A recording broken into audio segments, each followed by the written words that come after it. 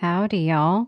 Welcome to the Occult Rejects podcast. And joining us live tonight on this beautiful Saturday evening, I am joined by the amazing Magi of Magi's, occultist of occultists, Nick, the founder of the Occult Rejects, and the wonderful partner in crime, JJ Vance, not the vice president.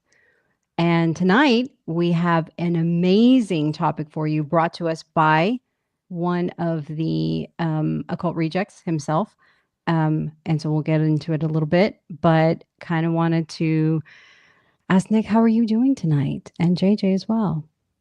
Oh, I'm doing great. I'm very excited to actually cover this topic. I think it's a weird one. It's a wild one. Goes to some weird places. And I mean, you got trannies, vegans, killings. I mean, what else could go wrong here? Bears, oh my. Mm-hmm. yeah. So, I look forward to covering this. I do just want to say real quick for people in the chat. I mean, due to the simple fact that there's going to be tons of slides and a lot of reading, and unfortunately, we probably won't be able to get too much of your comments. I'm very sorry about that, but it is what it is. And thank you. JJ?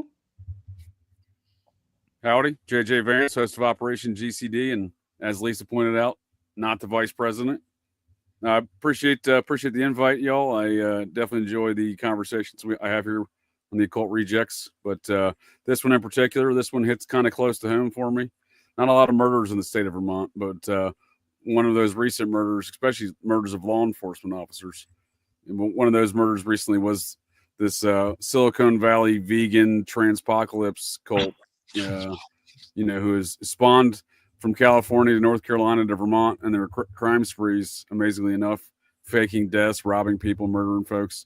But yeah, I spent a lot of time in my childhood every summer in Vermont and as an adult in my, visiting there every summer as an adult. And just a very quiet, especially the northeast area of Vermont. It's a very, very quiet, not very, very desolate region, not very, sparsely populated. So, a murder like this, it really grabs the attention of the whole state, quite honestly. And I don't think there's many states that would focus on one murder like that, like the state of Vermont would. So yeah, this is a pretty big event. It is. And it is multi-state, as Nick and I will kind of get into it and walk y'all through it. It's very, very interesting.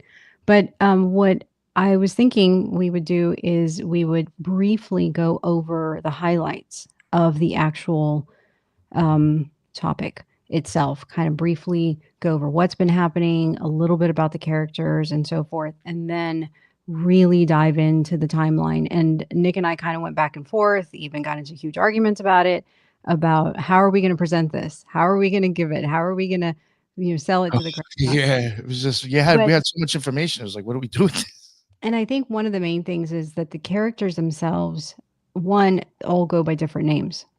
And as, Nick and JJ were talking about, they are transgender. And so they started identifying as a different gender and then obviously the different names. And so then all of a sudden you're like, are they talking about the same person? So there's that. And then all the other events. And so it took a while to kind of culminate it, put it all together. And so that's kind of wanted to give you a 30,000 view and then, guide you deep down into the timeline. So I'm going to go briefly over the news article that's there up on the slide.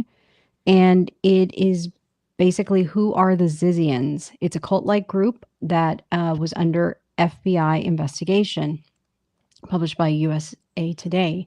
So the arrest of 3 people in Maryland helped to shed new light on the series of connected deaths across the country that experts say are tied to a group called the Zizians. They are named after their purported leader, which is Jack Ziz, or that's the name he goes by, Lasota, who's 34 years old. And the group is connected to at least 6 deaths nationwide, as we were saying earlier, according to police interviews with people who knew group members and the FBI and court records as well. So Lasota, or Ziz, was assigned male at birth, but uses female pronouns. Federal and state court records refer to Lasota as a man. Experts and people who know them say that the group is led by Lasota, who has an online presence and in online postings discuss the nature of consciousness and rational decision making.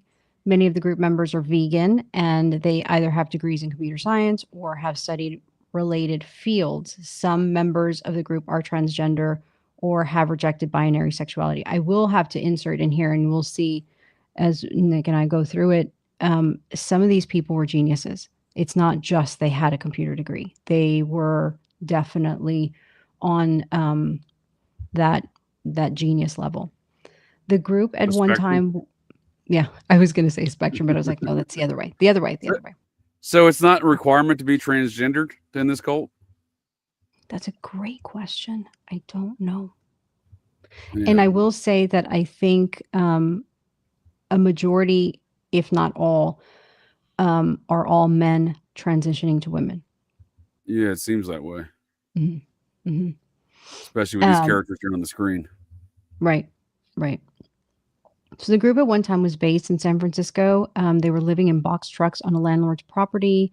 Some of the members also appeared to have lived in North Carolina and Vermont, and citing Lesota's online posting, they basically had the elements of a religious cult, so to speak.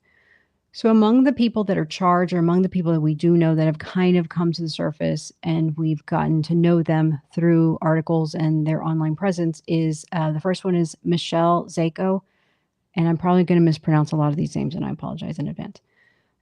She was arrested with a handgun alongside Lesota and another man in Maryland on Monday. Zako faces state charges of trespassing, resisting and interfering with an arrest, obstruction, and carrying a handgun. ATF agents are also pursuing federal charges against Zako over allegations that she lied on purchasing paperwork for several guns bought in 2024, and which were later used by two other people in Vermont during the double fatal shootout with the U.S. Border Patrol agents, and which is kind of how we all came to know about them because it made national news. Zako is also a person of interest in the Pennsylvania homicides of her parents in late 2022, according to court filings. The other character is Daniel Blank, 26, who faces Maryland charges of trespassing, obstruction, and hindering in connection with Monday's arrest. Grew up in Maryland, and we'll go deeper into it, but basically he was reported missing and then surfaces again. Lesota also faces Maryland charges for trespassing, obstruction, possession of a handgun in a vehicle. Court records also talk about Lesota being a person of interest in the deaths of Zako's parents. Lesota also faked his death. Many of these characters faked their death. And Nick and I were talking about how, wow, it's really easy to fake your death. All you need is just an obituary that says you died.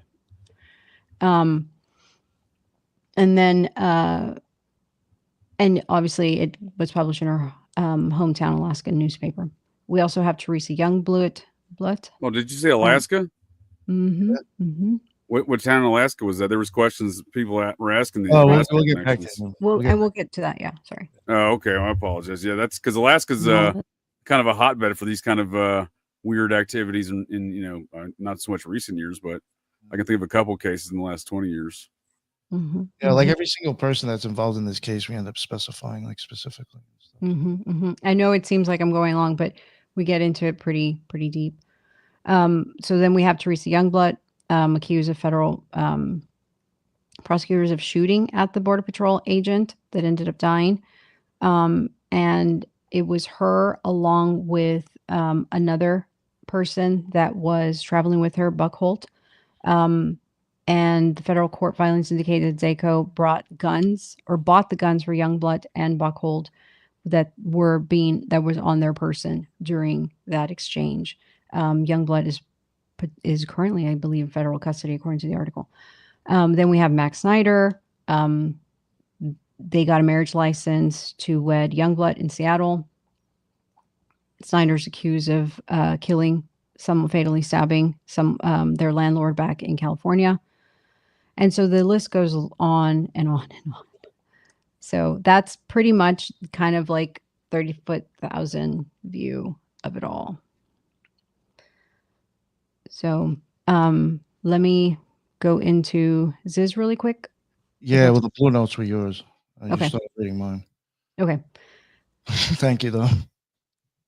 Oh, sorry. Yeah, it's all right. Okay. Thanks. Damn.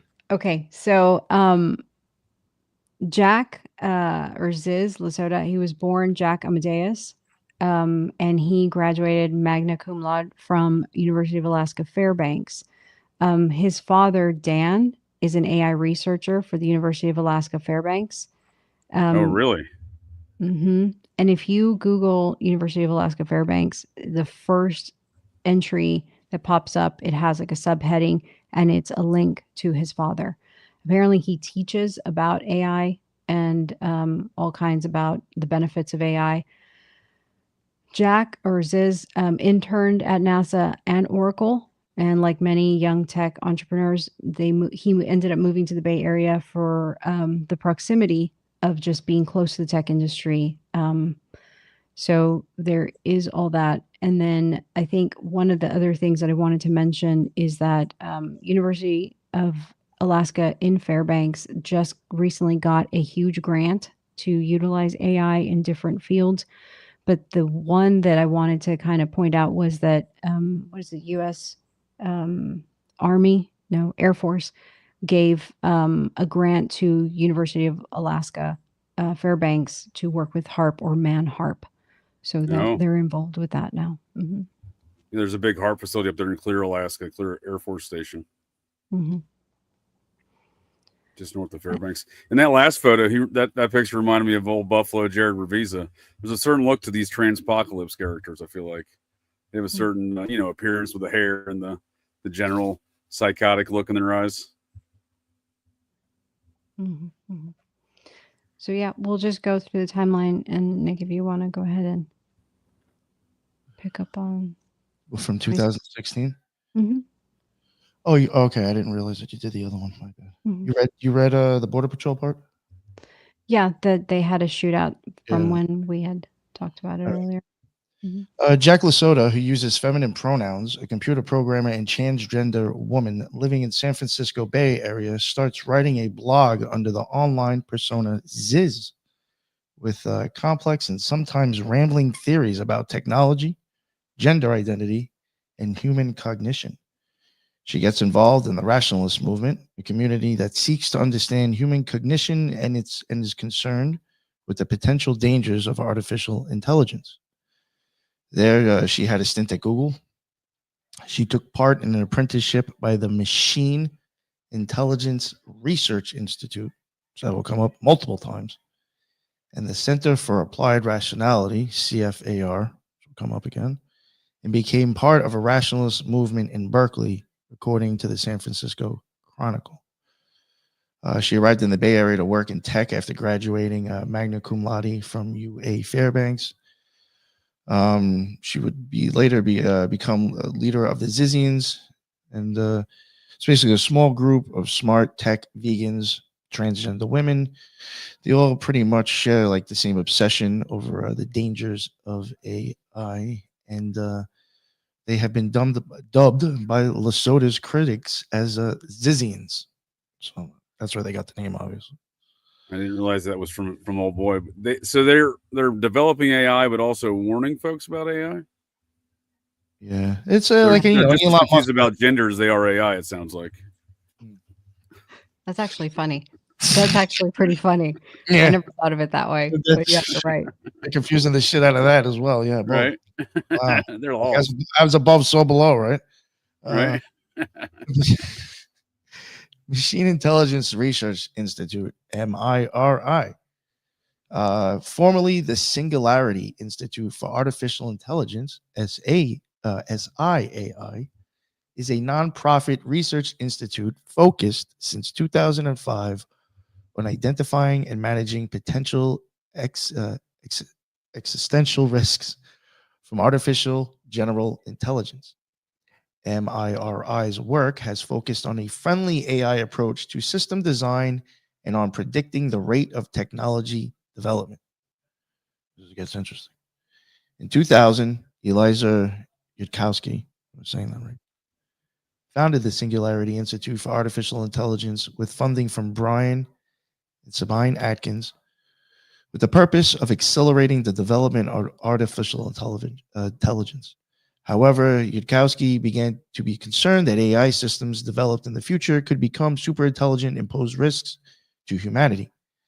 And in 2005, the Institute moved to Silicon Valley and began to focus on ways to identify and manage those risks, which were at the time largely ignored by scientists in the field.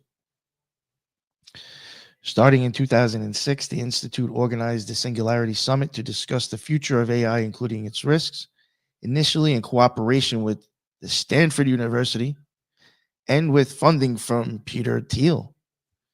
The San Francisco Chronicle described the first conference as a Bay Area coming out party, coming out for Peter Thiel, for the tech-inspired philosophy called transhumanism. In 2011, its offices were 4 apartments in downtown Berkeley. In December 2012, the Institute sold its name, web domain, and the Singularity Summit to Singularity University.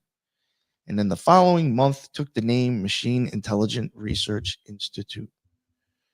Machine Intelligent Research Institute, a Berkeley non-for-profit, buoyed by Peter Thiel and Sam Bankman-Fried through Alameda Research, which was his fuck up. That was his company, yeah. And associated with the rationalist movement. MIRI warns about the dangers of AI and studies of the mathematical underpinnings of intelligence behavior. Lasorda believed that humans have 2 minds, a left and right hemisphere, and each hemisphere can be good or evil according to posts on her blog. Eventually, Lasorda came to believe that only a very few people, she among them, are double good. This is like she had like double good, good, bad, bad, bad, fucking insane. All right. On her blog, Lasorda wrote that each hemisphere can have separate values and even genders, and they often desire to kill each other. Reaching peace between hemispheres with conflicting interests is a tricky process of repeatedly reconstructing frames of game theory and decision theory in light of realizations of them having been strategically damaged by your headmate. Lasorda wrote. It was all her, him, whatever. Lasorda also described being targeted by police for her Sith-inspired garb. Sometimes cops harass me for wearing my religious attire as a Sith. She wrote that on a blog once. What is a Sith? I think it was from Star Wars, right? From Star Wars, right? Yeah. Right? Yeah. And I think she was saying something like how like her religion or like how she believes expects that or something. So like Nick was talking about, Lasorda is definitely a blogger, and most of his stuff is published like in terms of his thoughts on there. But Lasorda attended multiple programs that were organized by rationalist groups. And then after a while, he ends up splitting off from them because they don't want to accept his theory on the 2 hemispheres of the brain and that they can hold separate values and genders. And I believe also they don't really are readily accepting him as vegan. Even though I do know, I believe a lot of, like that type of science, Sam, you do see a lot of vegetarian, vegan belief systems. But anyway, and I believe that he even has a blog called The Rationalist, and I put that up there as one of the blog posts. So in November 2019, Lasorda and 3 others, Emma Boranian, Gwen Danielson, and Alexander Leatham, are arrested during what they called a protest against sexual misconduct within a rationalist organization. I want to say capitalist rationalist organization. So, is this trans-Tifa? Is it a trans-Tifa protest? Yo, one of them was in it. I thought so. Right, that's what I thought. Right? Yeah. Yeah, I mean, you have to. I mean, I'm not even trying to sound like an asshole, but you would assume if there's at least 10 of them in this group, or 6 or 7. Now, 1 or 2 has got to be from Antifa. We just look at it's the trans-Tifa arm of Antifa. Yes, they're the ones fighting Proud Boys out in the streets. They're diversified that way, all encompassing. Everyone's welcome. So over time, Lasorda attends all of these types of places or centers, and the relationships sour, especially with Center of Applied Rationality, which is where they protest. So on November 15, 2019, at the Center for Applied Rationality. They were holding an event in Sonoma County, California. Lesota, then 28 years old, and 3 others showed up wearing robes and Guy Fawkes masks, popularized by the dystopian film V for Vendetta and later adopted by the leftist hacker group Anonymous, and proceeded to block off the entrance to the grounds, authorities said. Police were called, and the 4 were ultimately charged with felony criminal conspiracy and 5 misdemeanors, including false imprisonment. I believe they even called SWAT. Some reports were saying that they had called SWAT. I don't know. As the criminal case was still playing out, they hired a lawyer named Jerry Friedman. They sought him out because he was a vegan. And attorney Jerry Friedman helped them file a federal lawsuit against the retreat facility and Sonoma County deputies. They alleged that they were falsely arrested while protesting and alleged Lesota was stripped naked while in custody, mocked because he was transgender.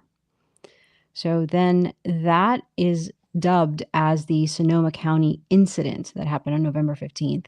And they were reported to have been speaking incoherently and non-cooperative. Several deputies had found flyers in the area that suggested to them that the 4 people were protesting AI and CFAR and later determined to have been members of the Zizian cult. Awesome. Now a little bit about Amir, or Emma Boranian, a.k.a. This is another name I've seen the news use, Somni or Somni Logencia.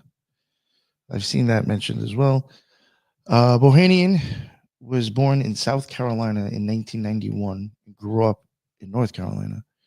She was diagnosed with Asperger's in her youth and transitioned to female at the age of 21. Boranian exhibited brilliant intelligence as a child and started computer programming in 6th grade. As a teenager, Boranian would scour Google's code and identify mistakes, for which the company would send her money.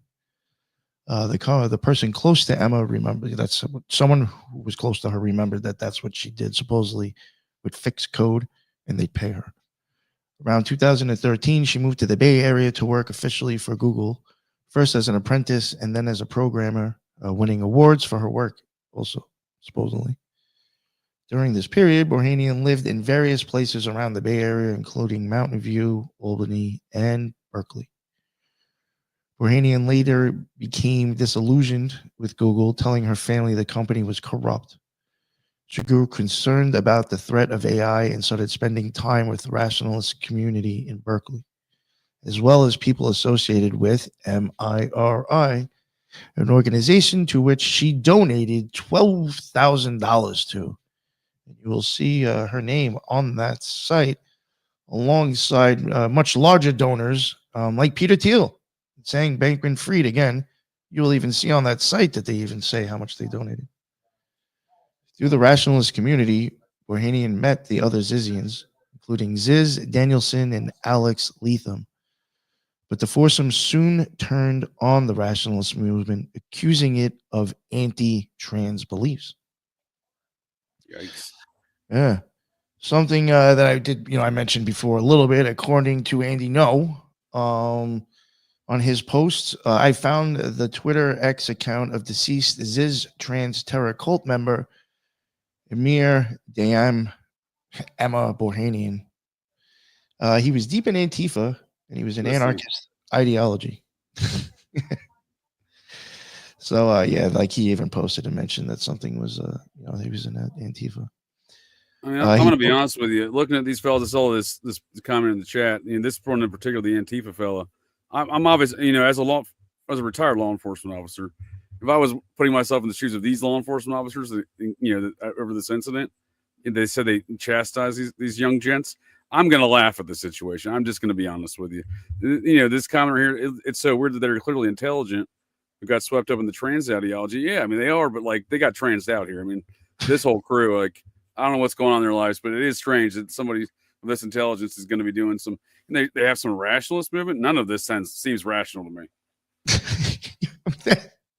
None of it is irrational. Totally irrational.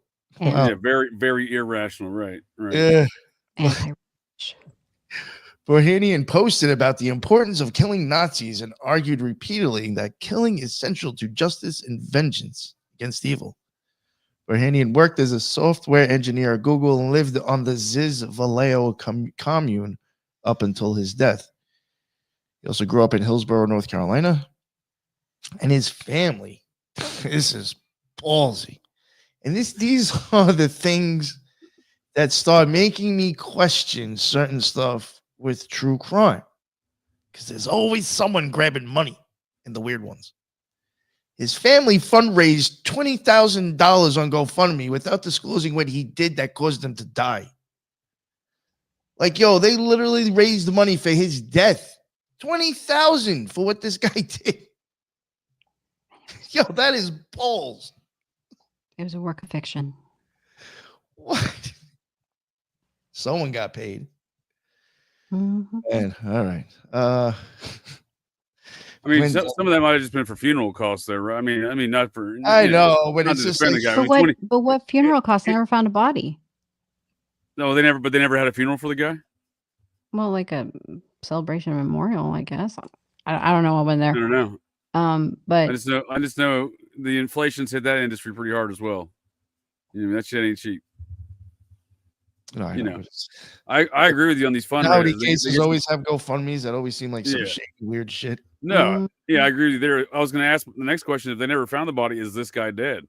Because this cult's known for faking deaths, right? Just there's more. Maybe he needed $20,000 and some get me around money. You know what I mean? Yeah. Mm-hmm.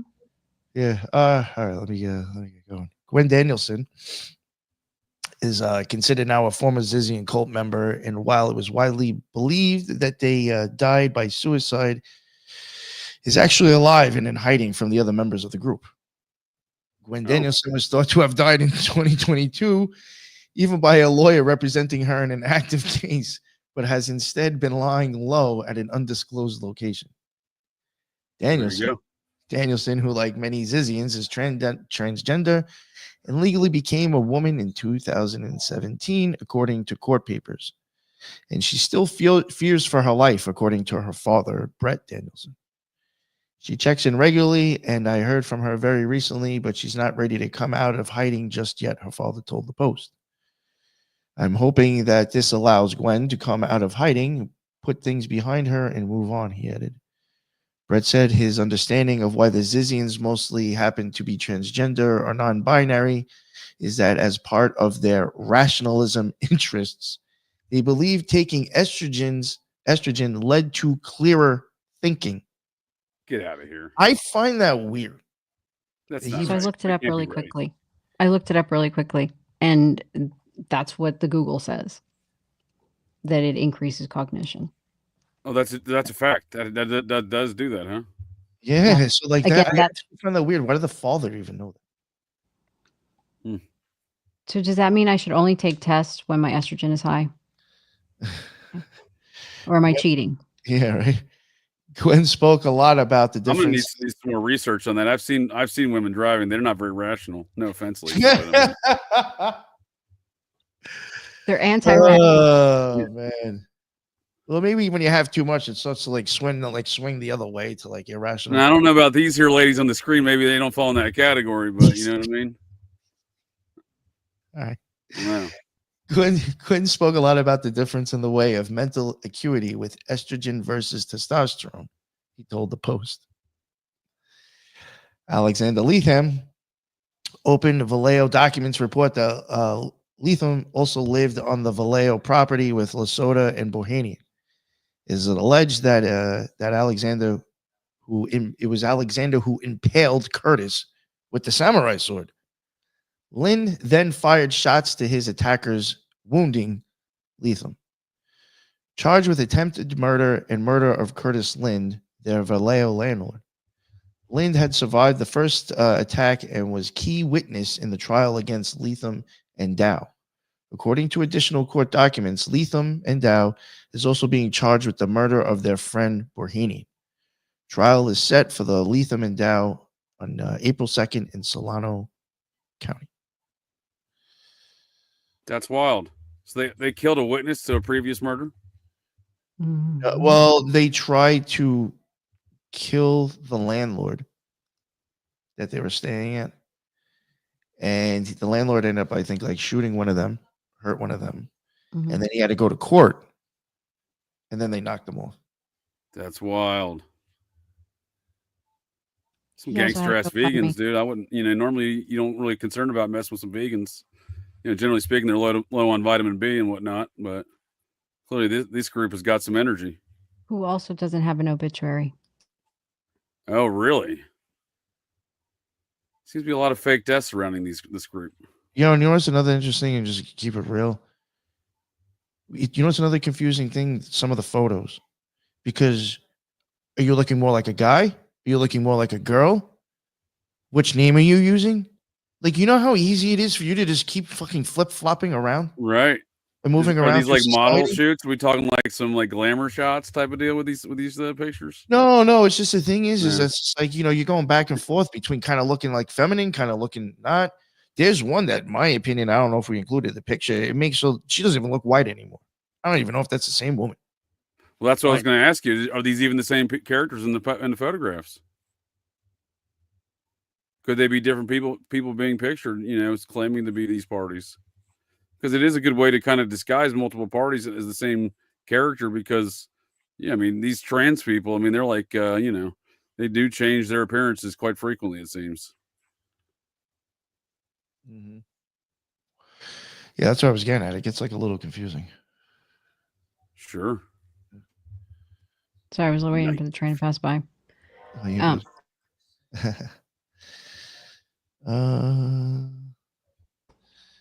Okay.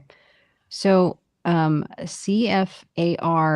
stands for the Center for Applied Rationality, the thing that they struggle with apparently.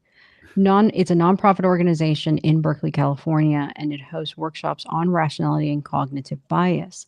It was founded in 2012 by Julia Galeff and Anna Salomon and Michael Smith and Andrew Critch. The goal was to improve participants' rationality. I don't know why I say nationality. Rationality using a set of techniques from math and decision theory for forming your beliefs about the world as accurately as possible.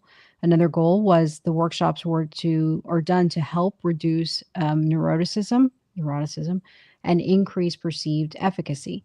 Part of the rationality movement surrounding Eliezer Yudkowsky, I totally butchered that one, website's Less Wrong, was that this is where CFAR originated, and the advisors included Paul Slovic and Keith Stanovich. The group here at Center for Applied Rationality teaches classes for Facebook and the Teal Fellowship.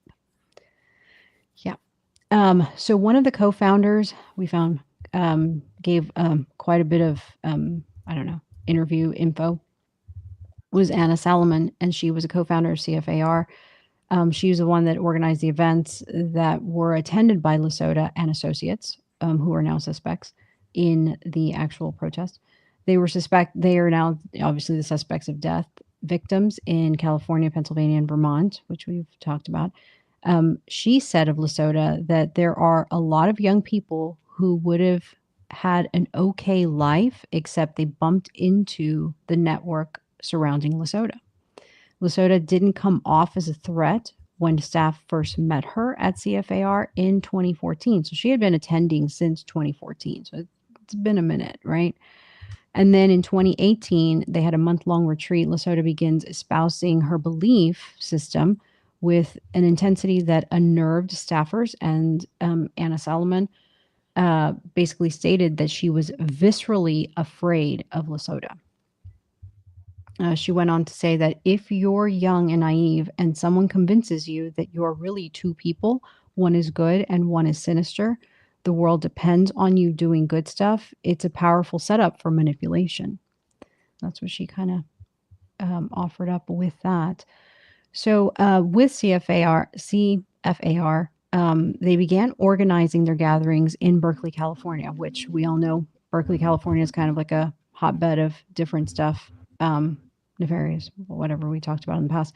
And they began doing this in 2012, and the CFAR is currently still based there.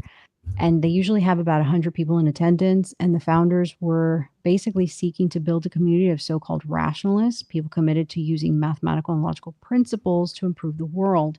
Solomon also offered that we saw AI as something that was really readily important, that we needed to be really, really right, or it would be really, really bad.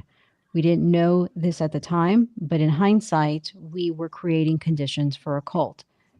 I don't know if she's talking about CFAR, but it sounds like she is. Yeah. Like she admits to it. She basically went on to say that brought together a large group of people, of young people who were open to big ideas about saving humanity, but some of them were especially vulnerable to someone who might try to manipulate them. Oh, yeah. It almost sounds like if you were going to insert an op, this would be the perfect bed to do it. One of the things that I wanted to kind of mention as a side tangent is that some of the group that we are looking at and we're talking about, there's a German one, but most of them have Eastern European backings, descent of sorts. And what I found really interesting is that one of the big funders of CFAR is Jan Tallinn. And he, doing a little bit of background on him, it kind of led me down this rabbit hole. So that's kind of where I'm going to go with this on this part. So in CFAR, they select Estonian students and sent to CFAR under a scholarship provided by Jan Tallinn. He's the founder of Skype. Yeah. So there's something unique about Estonian students in that out of 64 countries, Estonian students all rank, or they predominantly rank first in all of Europe and fifth globally. Estonia is considered to have one of the world-class learning systems and educational systems, and their highest scoring in Europe, like within the top 3 to 5 in the world, and they're usually 15 years old of the people that they're testing. One of the biggest challenges in Estonia is the lack of qualified teachers to continue to educating and motivating and stimulating the educational system for these kids. But what I found really interesting, and the reason I'm bringing it up, is that there is a genetic data project called the Estonian Genome Center of University of Tartu. And it started in 2018, and the center ran like a government-backed project to collect DNA. And they collected genetic data from 150,000 Estonian students.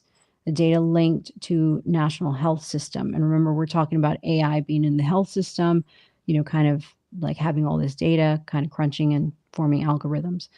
And it basically is to help with conducting a wider medical research. So Jan Tallinn himself is Estonian, and he contributed largely to these scholarships. So when he funds these Estonian students to come to CFAR. So that's a big money make for them. That's a big contribution for them from this guy.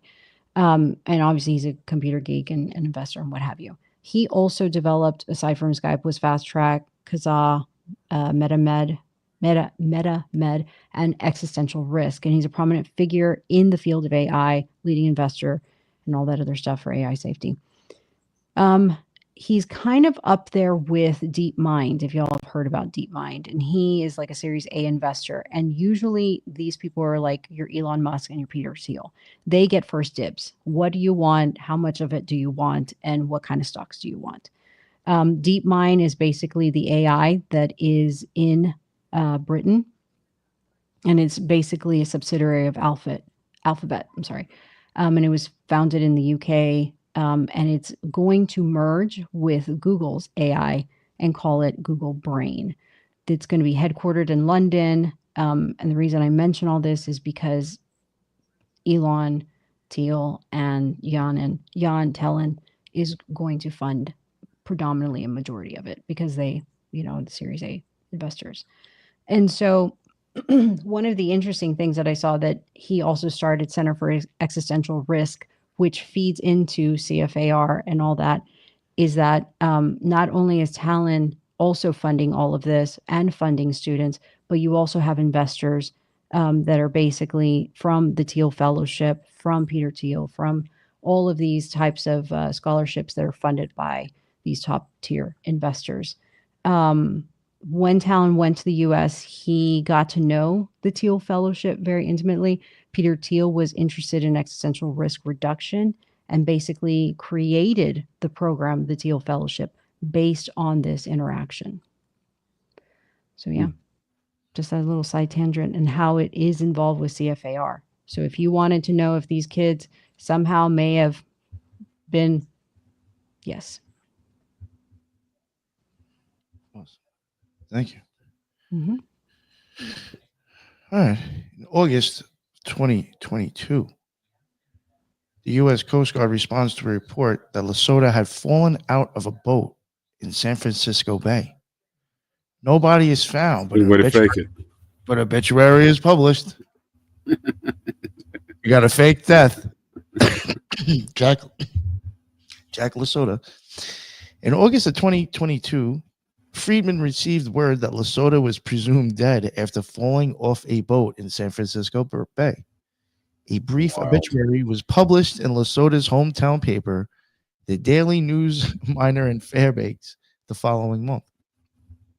In quotes, Jack Amadeus Lesotho left our lives but not our hearts on August 19th after a boating accident, it read. Loving adventure, friends and family, music, blueberries, biking, computer games, and animals, you are missed. Wow. Oh, that's sweet.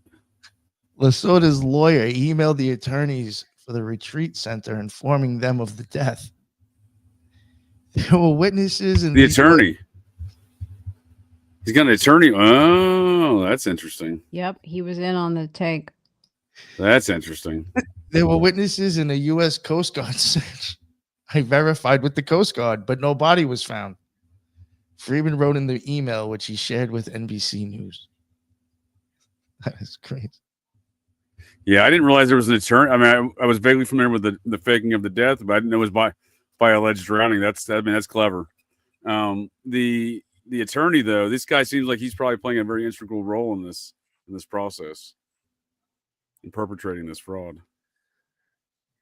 Because it adds a layer of credibility, right? If he's the one disseminating the information. All right. Then in November 2022, Curtis Lynn goes to court seeking to evict Lesotho, Boranian, Lethem, and others who have been living in vans and box trucks on his property in Vallejo, California, for non-payment of rent. On November 15th, 2 days before the eviction deadline, Lynn is impaled with a sword and partially blinded in an attack during which he shoots and kills Boranian. Concluding that Lynn acted in self-defense, officials charged Lethem and Suri Dow with murder. Lesotho is not charged, but police reporting have contact with her at the scene. This guy's a champ, man. He took a sword and lost an eye in the mix. Is it just me, or does this look like Spawn Movie Ranch from the Manson family? You know, this living arrangement, right? I mean, I saw even in the media reports relating this group to the Manson family, but I mean, they're living like the Manson family, right?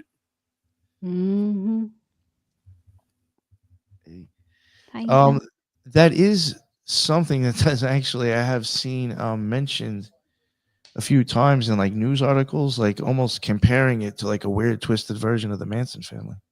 Yeah, transgendered Mansons, dude. Well, I think it's more like how you have this one guy who really didn't kill any of these people, but all the people around them did. Yep. Yeah. Yeah, I was wondering. Sorry for being late, everyone. Excuse my disrespect. My confusion. He must have known that they were a little bit weird, you know, inviting them onto his property. I guess he lived on that property adjacent to them as well. And from what I understand, they really were pursuing a life of economical living in the Bay Area, which is, stupid expensive. And, that's why they got the boat and so on. And this guy that suffered their attack, excuse me, gave them free rent during COVID, during this period, and then asked them for money as that kind of time period came to an end, instigating the attack. Okay. That's exactly, yeah. That's That's good exactly context. it. Thank you, Ethan. Yeah. The one thing I do find weird, and I don't know, maybe I'm thinking too much about it, but I do find weird how it's just like they met the guy on the dock, kind of from like docking the boat, and this dude is just like, oh yeah, you guys can just stay at my place. Well, I don't want to point any Is fingers, this how it but happens? yeah, I don't want to point any fingers. But that's kind of what I was getting at with the Spawn movie ranch. So the Manson girls were banging old man Spawn. That's how they were staying at the ranch. I don't know what this guy's proclivities are in life. I'm just saying Oh, that God, maybe there may be some other deeper connections there. You know what I mean? It is the Bay Area. This is some good-looking ladies get on the screen before. Maybe that's what this dude's into. I don't know. Everybody needs somebody to love. There you go. Yeah, you would think you wouldn't just invite random young men from the dock to your property. Yeah, it seems a bit odd. It seems a bit odd for a lengthy period of time without maybe having at least some friendly ulterior motives. Who knows? Mhm. Sure. He could have just been It's a human really nature, nice guy. right? It's human nature.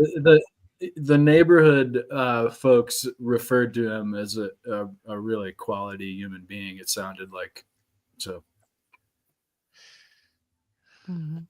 Yeah, I mean, by all means, it sounds like he may have been trying to help them out, but I just think there may have been, like you said, it's kind of odd you invite a couple, and then they're not regular looking dudes, so it's like a kind of a scraggly bunch of ladies there from the docks back to his ranch. It seems like there may have been something else going on there. Mhm.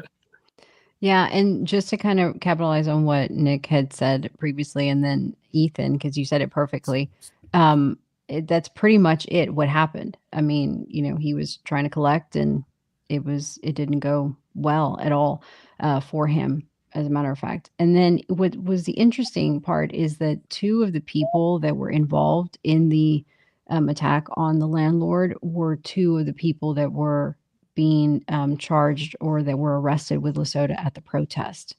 One of them supposedly was shot and killed by Lind.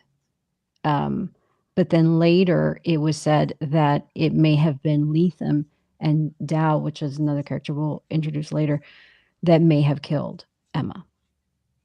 So it's kind of like this. And there is speculation that Emma may have faked her death too. But if that's the case, then Lind was in on it, right? I mean, he shot her. I don't know. It seems Certainly like it certainly seems that way, right? So it just seems really, really odd. So by this point in time, like this point in the timeline, two of the four people that were involved with the protest, Lesotho and Boranian, are now believed dead, right? Lesotho had just faked his death, or we'll come to find out. And then Emma is now supposedly dead from being shot by Lind.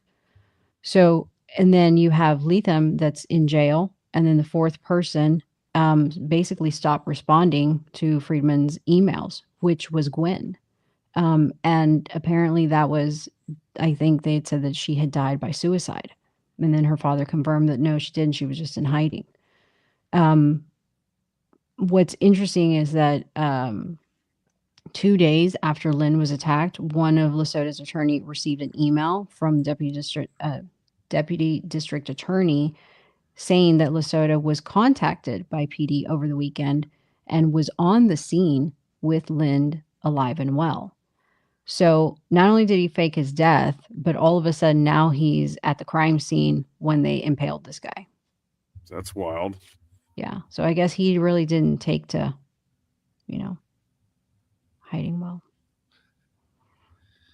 So yeah. One thing I think that's an interesting and spooky consistency, and apparently when Lesotho was finally caught, they had the same kind of MO on this property. We can see or infer that there's cargo. What is it? Cargo storage containers. Excuse me. And that's what they were living in. And the police found in one storage container was filled with quote like something to the extent of a lot of computer and technological equipment and surgical equipment in the container, which was just super spooky and weird, right? That, I guess that was one of the things they were looking for in their properties was storage containers. And that just seemed like, yeah, I guess some people have one or the other of those things, but both of those things together is just very weird. I like that. That's well said. We talking like high dollar like computer equipment, or is this like personal stash? I don't know. I could presume that it was probably relatively decent stuff because they were so technological oriented, computer oriented. But I don't know. I only am inferring this, inferring what it could be from the police report type of thing. Yeah, that's interesting though, because it makes you wonder if it's just like, you know, everyone's kind of got like a couple old laptops with them, you know, especially the crew like this probably. But like if it's something more substantial than that, you know, it makes you wonder, well, who's buying that. And you know, they probably had state of the art stuff. They had to have. They're computer geeks. I mean, yeah, it seems like it with their backgrounds, right? Because you got to participate in these programs. They got to have the right equipment for these things, right? The Googles, the NASA's, the yeah. You know. Yeah. Real quick, I know you had mentioned Surrey Dow. Details are slim about Surrey Dow. One of two people charged in connection with the melee at Lynn's property. Dow, 23, was allegedly part of the group that attacked Lynn in November of 2022, resulting in the death of Boranian. Dow was taken into custody and charged with first-degree murder. According to court records reviewed by San Francisco Chronicle, Dow has allegedly been in communication with Ziz since being put in custody. Ziz reportedly encouraged Dow to escape from jail, prompting Dow to attempt to flee from her cell. In 2023, Solano County court records show that Dow underwent mental health hearings, including testimony from doctors. It appears he was transferred to a state hospital to await trial, as she no longer appears in the Solano County inmate roster. Dow's next court appearance is scheduled for February 19th. In December of 2022, Rita and Richard Zako are shot and killed in their home in Chester Heights, Pennsylvania on New Year's Eve. A neighbor's doorbell camera captures audio and video of a car pulling up to their home. A voice shouting, "Mom," and another voice exclaiming, "Oh my God, oh God, God." January 2023, police questioned the Zako's daughter, Michelle, at her home in Vermont. A few weeks later, officers briefly take her into custody at a Pennsylvania hotel, but release her without charges. Lesota, staying at the same hotel, is arrested and charged with obstructing the homicide investigation and disorderly conduct. So up until this point, Lesota was dead and then suddenly popped on the scene at this Pennsylvania hotel. Yeah. He was already considered dead with Lynn. Yeah. Yeah. Mm-hmm. And I wonder, what made him pop up, like come up to the surface, right? Like, was he involved in the murder? Like, why stick around even, right? He's doing a good job hiding. Very. I wonder how random or chosen the murder on New Year's Eve was. Was that was that significant in some way? Oh. Agreed. Yeah, we had wondered about that. So just to expand upon what Nick said, basically the bodies were found 2 days later, but it had happened on New Year's Eve. And Rita, the mom, had a gunshot to the back of her head, and the dad had a bullet wound to the right hand and another to his right temple. what is it? PA State Police said that it was believed to not be a random act of violence. And 10 days later, 10 days after the bodies had been discovered, the state troopers showed up at the Candlewood Suites near the Philadelphia airport, and they had a warrant to search the room and car of Michelle Zanko, which is a daughter. They knocked on her hotel room and took her into custody. The troopers were then looking for the handgun that was believed to be involved in the incident, according to the testimony. And then they had a state trooper on the stand named Matthew Gibson. He pretty much gave a lot of the testimony that a lot of the news articles are reporting. And basically, he testified that when they were leading Michelle out of the hotel, she called out to the hotel staff at the front desk and told them to tell Daniel Blank, that's his last name, that she was being detained. So obviously, the front desk had to have known who she was talking about, right? Like, you don't just Sure. yell at a random guy and be like, yeah, tell him. Troopers then, they knew Blank because the state troopers knew Blank because they had previously interviewed him in connection with the double homicide. And then the troopers went to Blank's room, banged on the door. Blank didn't answer. He refused to open, or he answered, but he refused to open the door. Gibson testified that that prompted troopers to go return to the barracks and get a search warrant for Blank's room. And when they did come back to Blank's room with the search warrant, no one responded to opening the door, and the troopers forced the door open to find Blank and a second person hiding in the bathroom. So they arrested Blank, and the second person was Lesota. Ziz Lesota was there in the hotel room. According to the transcripts, troopers issued commands, and Lesota did not do anything. He had his eyes closed. He would not speak. He was just laying almost unconscious as if he was dead on the ground. There is an actual picture of him pretending to be dead. It's almost like they transported his body, right, from the water to Pennsylvania or something. I don't know why he was trying to play dead. Lesota was ultimately charged with obstructing an investigation and disorderly conduct. I don't understand how that's disorderly if you're just lying there, but that's just me. According to criminal complaint, and continued to play dead when a mugshot was taken. So photogenic of him.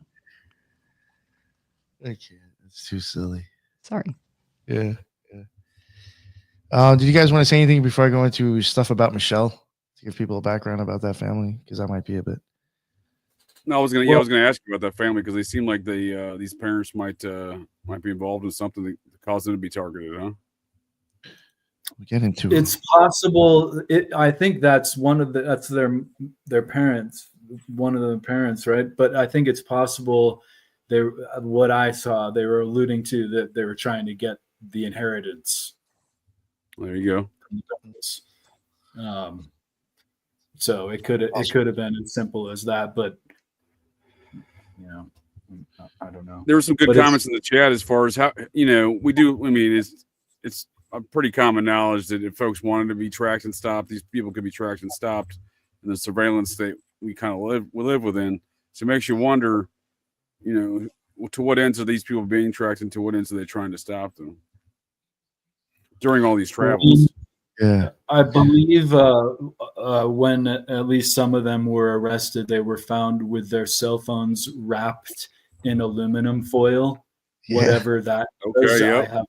Faraday cage style, bootleg Faraday cage. I thought that didn't work, but bootleg Faraday. Maybe I don't know. I find it interesting. He's kind of set himself to be this influencer of people that are maybe susceptible to that, and he I guess what would be one of the first great things you do in that kind of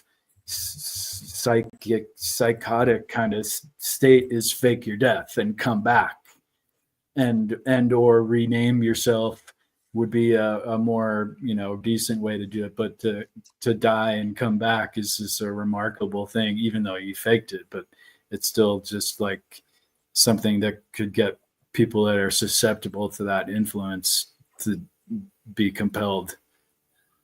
Mm-hmm. Well, it certainly seems kind of ritualistic especially when you're talking about murders on New Year's Eve, right?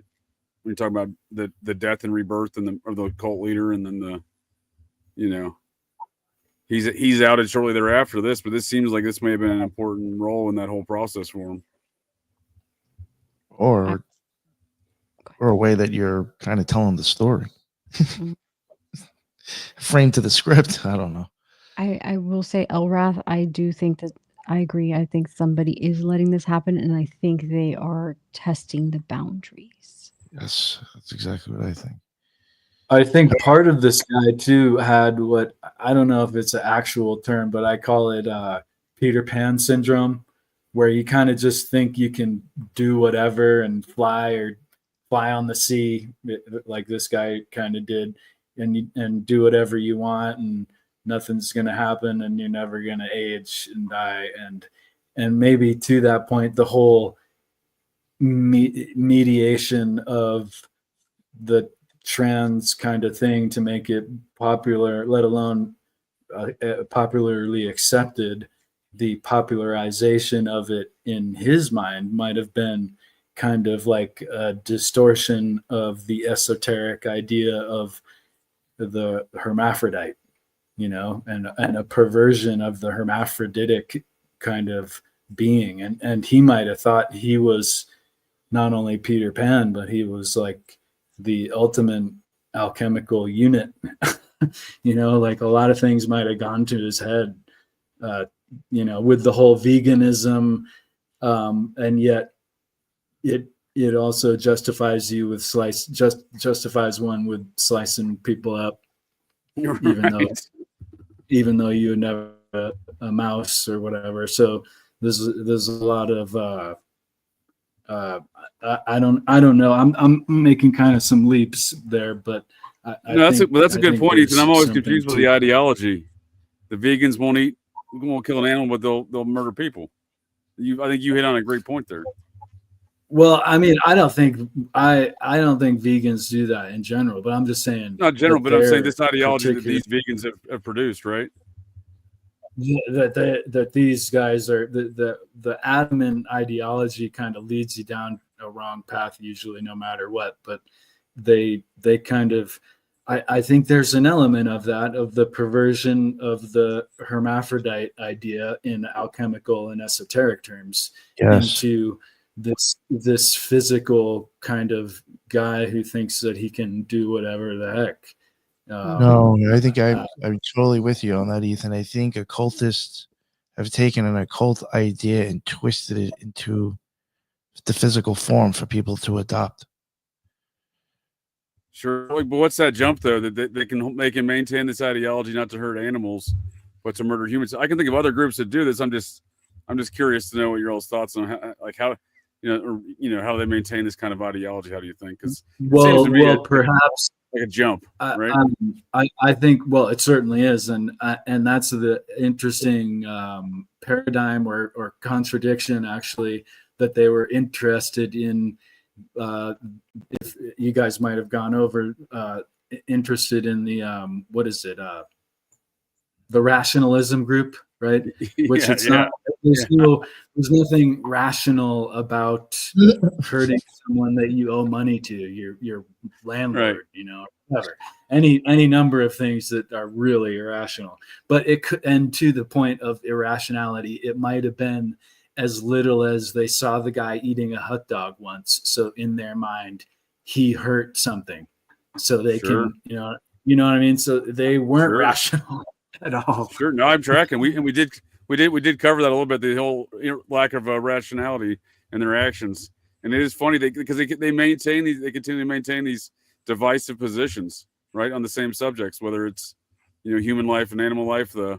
They're pro AI, but they're warning people about AI. They're men, but they're women. They seem very and that reminds me of their whole or it seems to be one of their paradoxical philosophies is that we have two main parts in our psyche, and that they are at war with each other, and one is trying to kill the other. I find that an interesting esoteric idea that probably took into some really dark exoteric places. In the sense, one of them, for instance, I think was at least presented in his blog, was unihemispheric sleep instead of both bihemispheric sleep, normal. Right. And maybe this is where some of the surgical equipment came up. I don't know, but it might have been as little as taping their eye open. But there was some sort of aspect to it where one eye was kept open, and they would induce one hemisphere to sleep while the other hemisphere was awake, which I find that to be really I find the prospect of that to be really an unstable result, and which would make one really susceptible to unstable suggestions.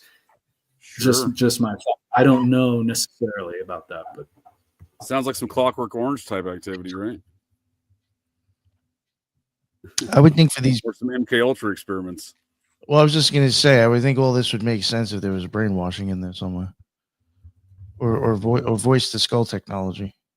Well, it sounds like it, right? Yeah, they got electronic equipment. They're doing these weird eye hemispherical fucking nonsense. You know, sounds like a hotbed of brainwashing. which also I wonder. I mean, they probably weren't into this so much, but maybe somewhere along the line, someone somewhere along the line was the whole one eye thing. That's like Odin, and that's like Ra, and like, there's so many. I mean, Nick, where could we go with the eye concept on that one, right? But the one-eyed god, it makes me think of like how they were perverting that possibly. All right, kind of quick, as quick as I can be. I'm gonna go a little bit into Michelle Zanko and then that other guy, Daniel Arthur Blank. Michelle Zanko is a little interesting. According to her LinkedIn, she's a bioinformatician and from Pennsylvania. She was a research intern at the Children's Hospital of Philadelphia. And there she analyzed blood samples and psychological data to determine how predictive miRNAs are of neurobehavioral susceptibility in sleep-deprived individuals on the NASA Human Research Analog Environment. There you go. She also was a bioinformatics intern for NASA Ames Research Center from June 2018 to August 2018. And there she developed... That's Mountain View, right? That's the Silicon Valley Center of NASA? I have actually no idea. It's in Ames. Yeah, NASA Ames. Yeah, that's right there in Mountain View. It's like right in the mix. I mean, Google's like right next door. And their job was developed and troubleshooted bioinformatics pipelines using high throughput biological data and analysis tools, processing raw data and normalizing associated metadata for the purpose of understanding space flight stresses on biological systems. She also went to Temple University from 2015 to 2017. She went to Cabrini University from 2011 to 2015. Some of the activities that she was interested in societies was Lead Strong, the High Impact Network, or THINK, fair trade activities, and Lead Strong. She was president and founder of Cabrini's chapter of the High Impact Network from 2013 to 2015. And she ran fundraisers for Against Malaria Foundation. And she was a member of Lead Strong and Fair Trade. The Think, I'm going to go over that one and just a little bit of the malaria one. Think, the High Impact Network. That is, you can also find stuff about that on the Less Wrong. Now, this is when you also start getting into that altruism stuff, which that goes back to Sam Bankman-Fried. Think about us. The goals of the High Impact Network, Think, are 1, to encourage people to think strategically about the best ways to improve the world and 2, to help people interested in strategic altruism to organize and take effective action.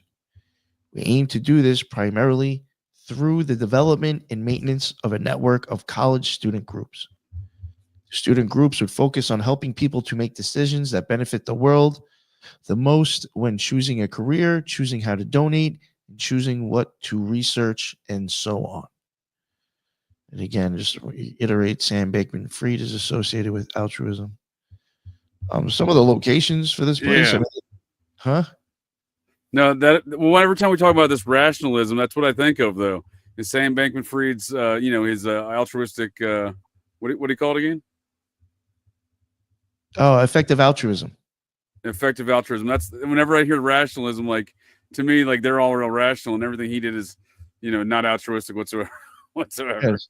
So it's like it's like the same verbiage, right? So like every time I hear this rationalism, like that's what I think of Sam Bankman-Fried's bullshit and his effective altruism. And before, they were associated with MIRI, which is even funded by him. Right. They may be speaking the same language on purpose then, right? Some of the locations I just wanted to toss in there. I'm not going to read all of them. I mean, on this site that they have, like, there's 50 new cities. So I don't know how many they already have, because those are new. They already had some prior. But some of them are Waterloo, Canada, Kiel, Germany, Munich, Germany, Israel, Italy, Mexico, Austin, United States, the Bay Area in the United States, Dallas, United States, Houston, Los Angeles, Minneapolis, and the University of Idaho. Against malaria. That's Canada and Germany, and part of GiveWell. Now, GiveWell, you start getting back into the effective altruism crap again. And the owner is Rob Mather. And their thing is, we protect people from malaria. We fund nets and ensure they are distributed and used. We show you where the nets go. We monitor and report their use and impact. The Against Malaria Foundation is a United Kingdom-based charity. Nets are distributed through partnerships with the International Red Cross. It just sounds like a scam by its description. You know what I mean? We have nets. We'll say use a net. We'll hand out a net to you. We're raking in hundreds of millions of dollars for these nets. Yeah. Yeah. Now a little bit about Daniel Arthur Blank. He was born in Berkeley, California, and has always excelled in school, earning straight A's and praised. And this is from a news article. And praised from his teachers. His mother, Nadia Blank, told Open Vallejo. He competed on a Science Bowl team throughout middle and high school and was fluent in 3 languages, she said. Blank, who became a vegan in college, graduated a semester early from the University of California in Berkeley with a double major in bioengineering and computer science, according to a resume posted on his LinkedIn profile. As an undergraduate, he conducted research for 2 Berkeley professors and interned at Oracle and Daphnia Labs. Blank's mother said he accepted a high-paying corporate offer in Oakland following graduation. Daniel Blank's parents told Open Vallejo in an interview Monday that they believe their son's involvement with the group may be a result of brainwashing. He's not a violent person, said his father, Alexander Blank. I don't think that Daniel actually did anything really wrong except maybe being with the wrong people. That's what he says. In another news article, it says public records show he's never listed Sacramento as a home address. Maryland court records show that the home address he gave authorities after he was taken into custody Sunday is actually a private mailbox station on Rockingham Drive in Rancho Cordova. A representative for the firm told the Sacramento Bee on Thursday that Blank had rented a virtual mailbox for 3 months last year and never having stepped foot in the business. He did everything online, said the representative. Blank had rented the box to have mail received at a physical location and then sent to him electronically. And I can't figure out how. I think, I'm just throwing this out there, it might be he just up and disappeared for a while. I don't know if they're considering that, but it does come up and it just says basically, and in Maryland, he faked his death in 2022. Now, I know there was one time where this kid supposedly disappeared for a while as well, and the parents thought that maybe he was dead, or disappeared or ran away, but like that's considered faking your death, just leaving home. I don't know. That could be it, or there's something else there that I couldn't find. But again, he's considered to be known for faking his death. Yeah, to me, it just seems like there's some like they're getting some top cover in these activities of faking their death and interstate travel. And you have these weird attorneys getting involved in that one. I really wonder what else is going on behind the scenes to help perpetrate this group's activities. Because it seems abnormal to get away with all this faking of deaths and interstate travel, et cetera. It just seems I'm not buying it. You know what I mean? Like there's something more to that tale. Right. I saw one strand of information where they were talking about how one aspect of Ziz and the crew were that how they believed AI was going to be God consciousness or something to that effect. And I think whatever they did now would be known about in the future by this AI God consciousness, if you will, and that they would be thus rewarded, which is another, not to you say that it's not true necessarily, but that's another kind of cultish modality, whether it's spiritual cult or even political. Like go through this and our AI God will know, and it's all going to be great. Or go through this and we're going to have a communist utopia. That's interesting. Same pattern. Just to kind of insert, in June of 2023, Lesota was released from custody after posting a $10,000 bail. He failed to return to court, and the judge issued him a bench warrant. Friedman, the attorney, said that he hadn't heard from Lesota since 2022 and had no idea of his whereabouts. I do think this guy is like in on the take on this whole thing. Then he went on to say, "I represent vegans. We believe in nonviolence," almost as if like, on cue. Both Blank and Zago have not been charged in the connection with Delma homicide at this point in June, which I thought is very interesting. Did you find the gun? Did you not find the gun? No, nothing. So, yeah, it was interesting. So, we're going to talk a little bit about Ofelia or Felix Buckhold. She's referred to both in the court documents. And so in July of 2023, she begins renting half of a duplex in Chapel Hill in North Carolina. So Ofelia Buckhold had a work visa from Germany and went to the University of Waterloo. He or she grew up in Germany, where he was a mathematician or mathematics whiz kid, winning awards and accolades in scholastics for both math and computer science at the national level.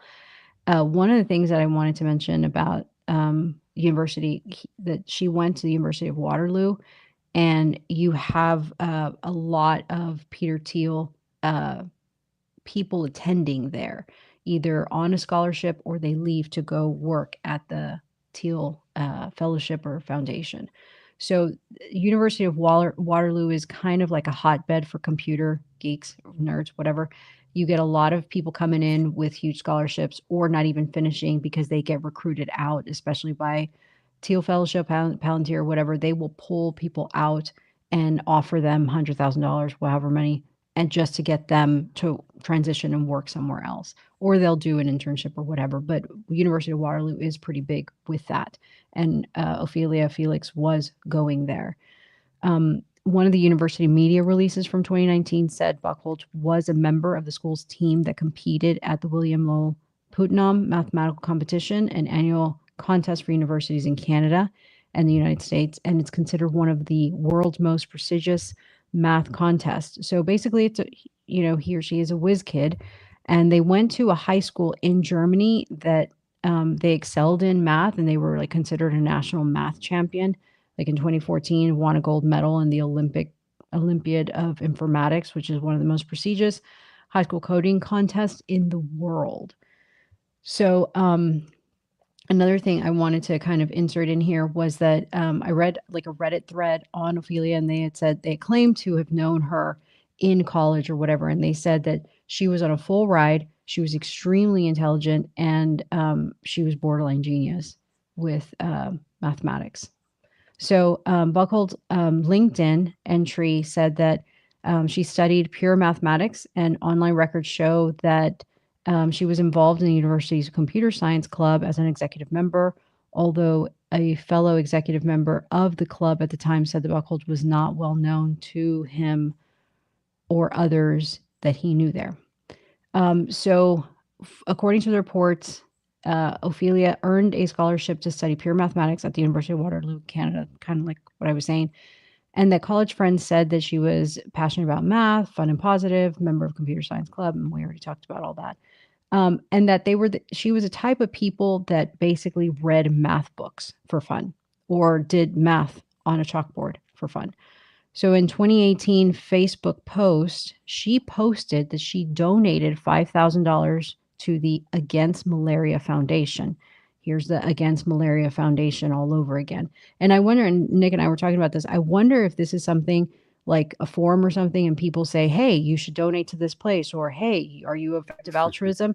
This is why, because she goes on this rant with one of her friends and says, I'm only going to give my money to where it's going to make the most difference to the most amount of people. I mean, almost like, parodying the thing. And you have all these other people in this whole collective that are also donating to that almost exact foundation. Buckhold graduated in 2019. She interned at Jane Street Capital, New York, which is an elite quantitative trading firm in college. Then she goes on to graduate from Waterloo with honors. And it is at this point that she transitioned to female after college. So. Buckhold's now deleted LinkedIn profile says he worked in the New York office of Tower Research Capital, the high-frequency trading firm. He joined Tower in October of 2021 following 2 years at Radix Trading. His current job at the time of the shooting on his profile was a quantitative trader at Tower Research Capital in New York City. Calls and emails from National Post to Tower asking for information about Buckhold and to confirm his position have gone unanswered several days. Yeah, to like what Nick had said, I mean, basically it's a quantitative trader job, and she's just using, complex mathematical models to look at which investment opportunities are the best. And they said something like she was making like $500,000 a year working at that NYC firm. And so in 2022, she had a conversation with an AI researcher at one of the Berkeley rationalist scene conferences.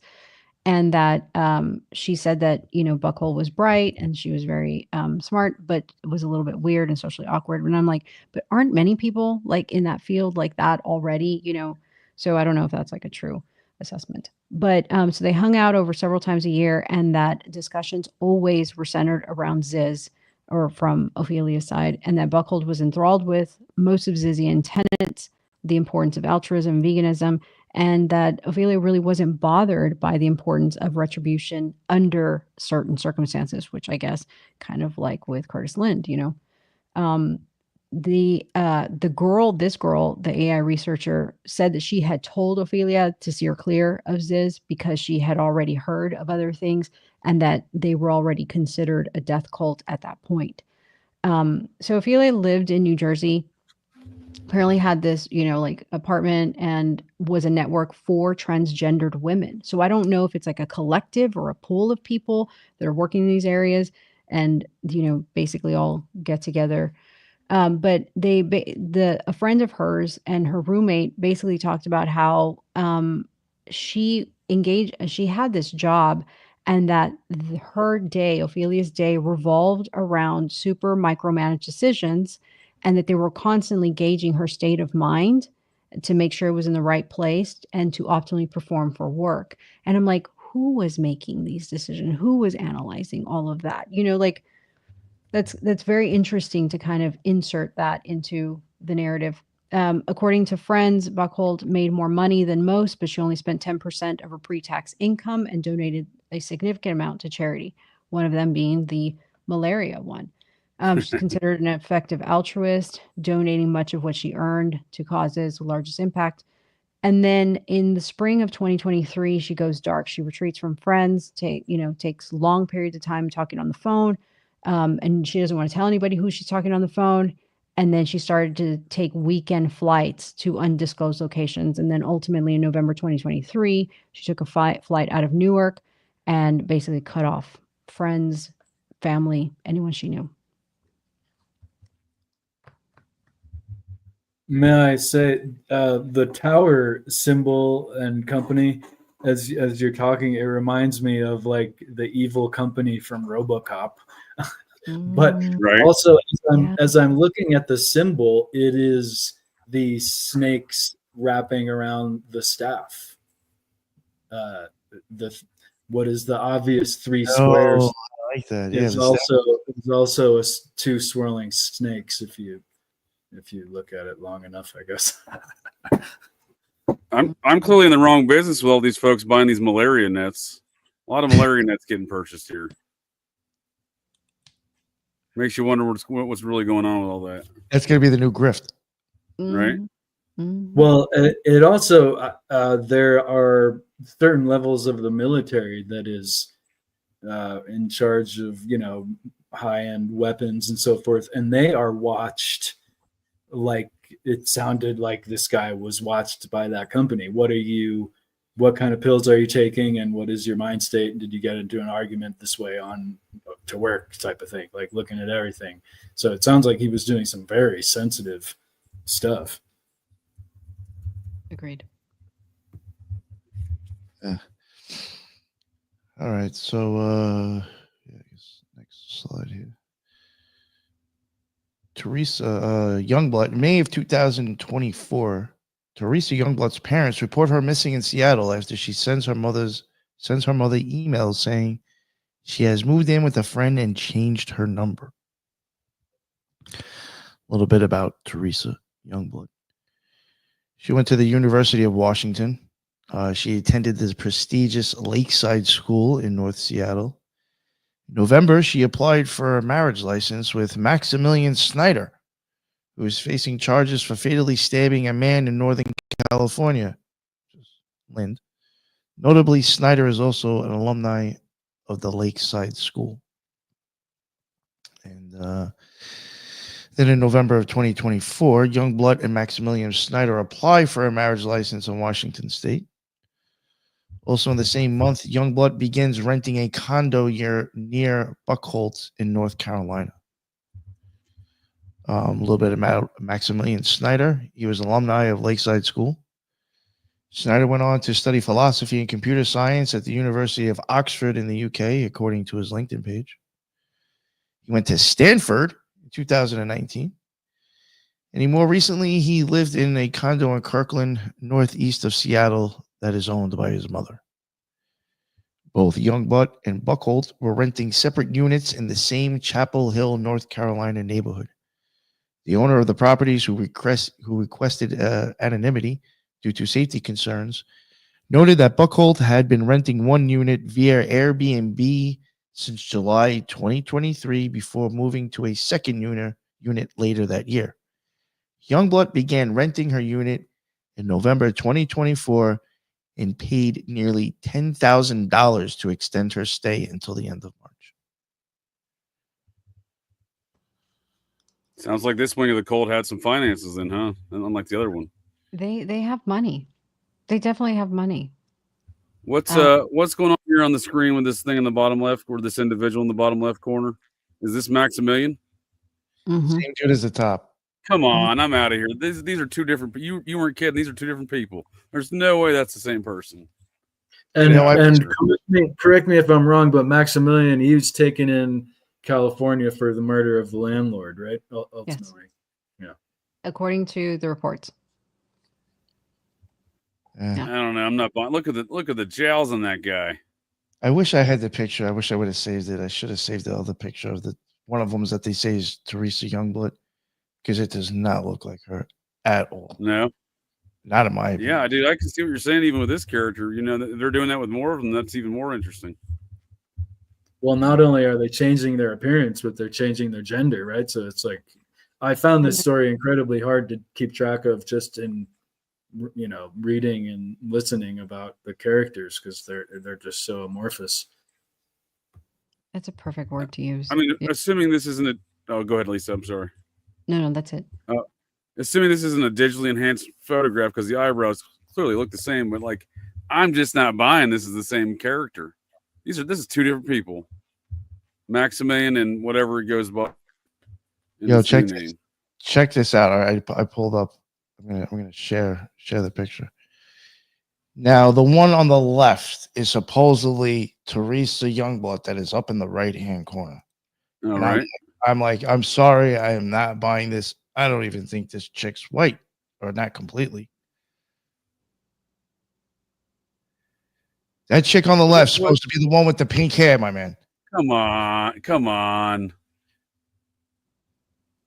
That's the pink hair chick on the left, or whatever the hell this. I'm out of here. I'm not buying it. Girl, whatever. The brow ridge is way off. This might actually be a woman in that photo. This is definitely not a woman, but that one actually might be a woman. There's, it has it doesn't have the male brow ridge. Yeah, that's true. You can see that, dude. You can see the brow ridge on that thing from a distance. Look at that thing. It'll probably poke you. The Adam's apple on that thing will probably poke you from like 3 or 4 feet away. I don't see an Adam's apple on this one at all. That's funny. Oh my god. I mean, look at that, dude. Come on. That's what I'm saying. This seems a little bit too much to believe. Well, no, it could have been some time passed in between. The pink hair is a much earlier photograph. I believe the black hair is when she is taken into custody in New Hampshire, ultimately. Wild. I'm gonna have to do some deeper study in some of these photographs because it could be. I realized they could shave down the jaws and stuff like that. I get all that. There are surgeries available, but I might just be the difference of 3 years with a young person too. They did some changes at that point. But I mean, and obviously they're trying to change themselves, right? They're they're actually pursuing that. So, well, I mean, if indeed these are actual people and the same people, they are doing a great job of changing themselves. Well, they've achieved that goal. It would definitely test the limits of AI if you're trying to track someone for law enforcement purposes, and they're constantly changing their look and what have you. Can it keep up? That's a great point because I shave my beard off and my phone gets confused to like my facial recognition of my phone just because I shaved my beard off. So like if you're taking the jowls down from this character, look at them jowls. You're going down to this, that's gonna throw off some AI big time. Well, they do say if you dress up like a clown, it does confuse AI facial recognition. Apparently, though, they raised suspicions wherever they went. And I don't know if you touched on this. Forgive me if you did, but at least Ziz had the propensity to dress up like a Jedi, and thought of himself as a Sith, and would have on overcoats, if not trench coats, and maybe the others kind of might have copied this to an extent. Of course. The sword attack is very, indicative of the Jedi wannabe kind of thing going on. So they apparently stuck out wherever they went because they obviously no reason. You can just see. I mean, and again, one of the things they were looking for were those storage containers. And like we've kind of deciphered, they did have money, although they seem to want to be against the system, of course. But they did have money. But it seems like they needed these containers for whatever they were doing. That's a great point about facial recognition, though, because I think that's how they got that Luigi Mangione fella in a facial recognition camera in the McDonald's self-serve kiosk. I thought a customer just looked at him as suspicious. Something happened. A customer called on him. From what that was the story in the media. But if you watch the interview with that customer, he left. No. And the pictures they release are all at the height of like the kiosk, right? And he's sitting down at like a table. It just looks like the kiosk, and I kind of looked at the photos inside the restaurant and kind of mapped out how it was all sitting out. But it looks like the cameras in the kiosk and the camera that was released, the 3 photographs inside the restaurant were all from that kiosk camera, it seems, which I would argue was some sort of facial recognition, which, you know, I think maybe this is on purpose. Then maybe that they're trying to confuse AI. Yeah, it's quite possible.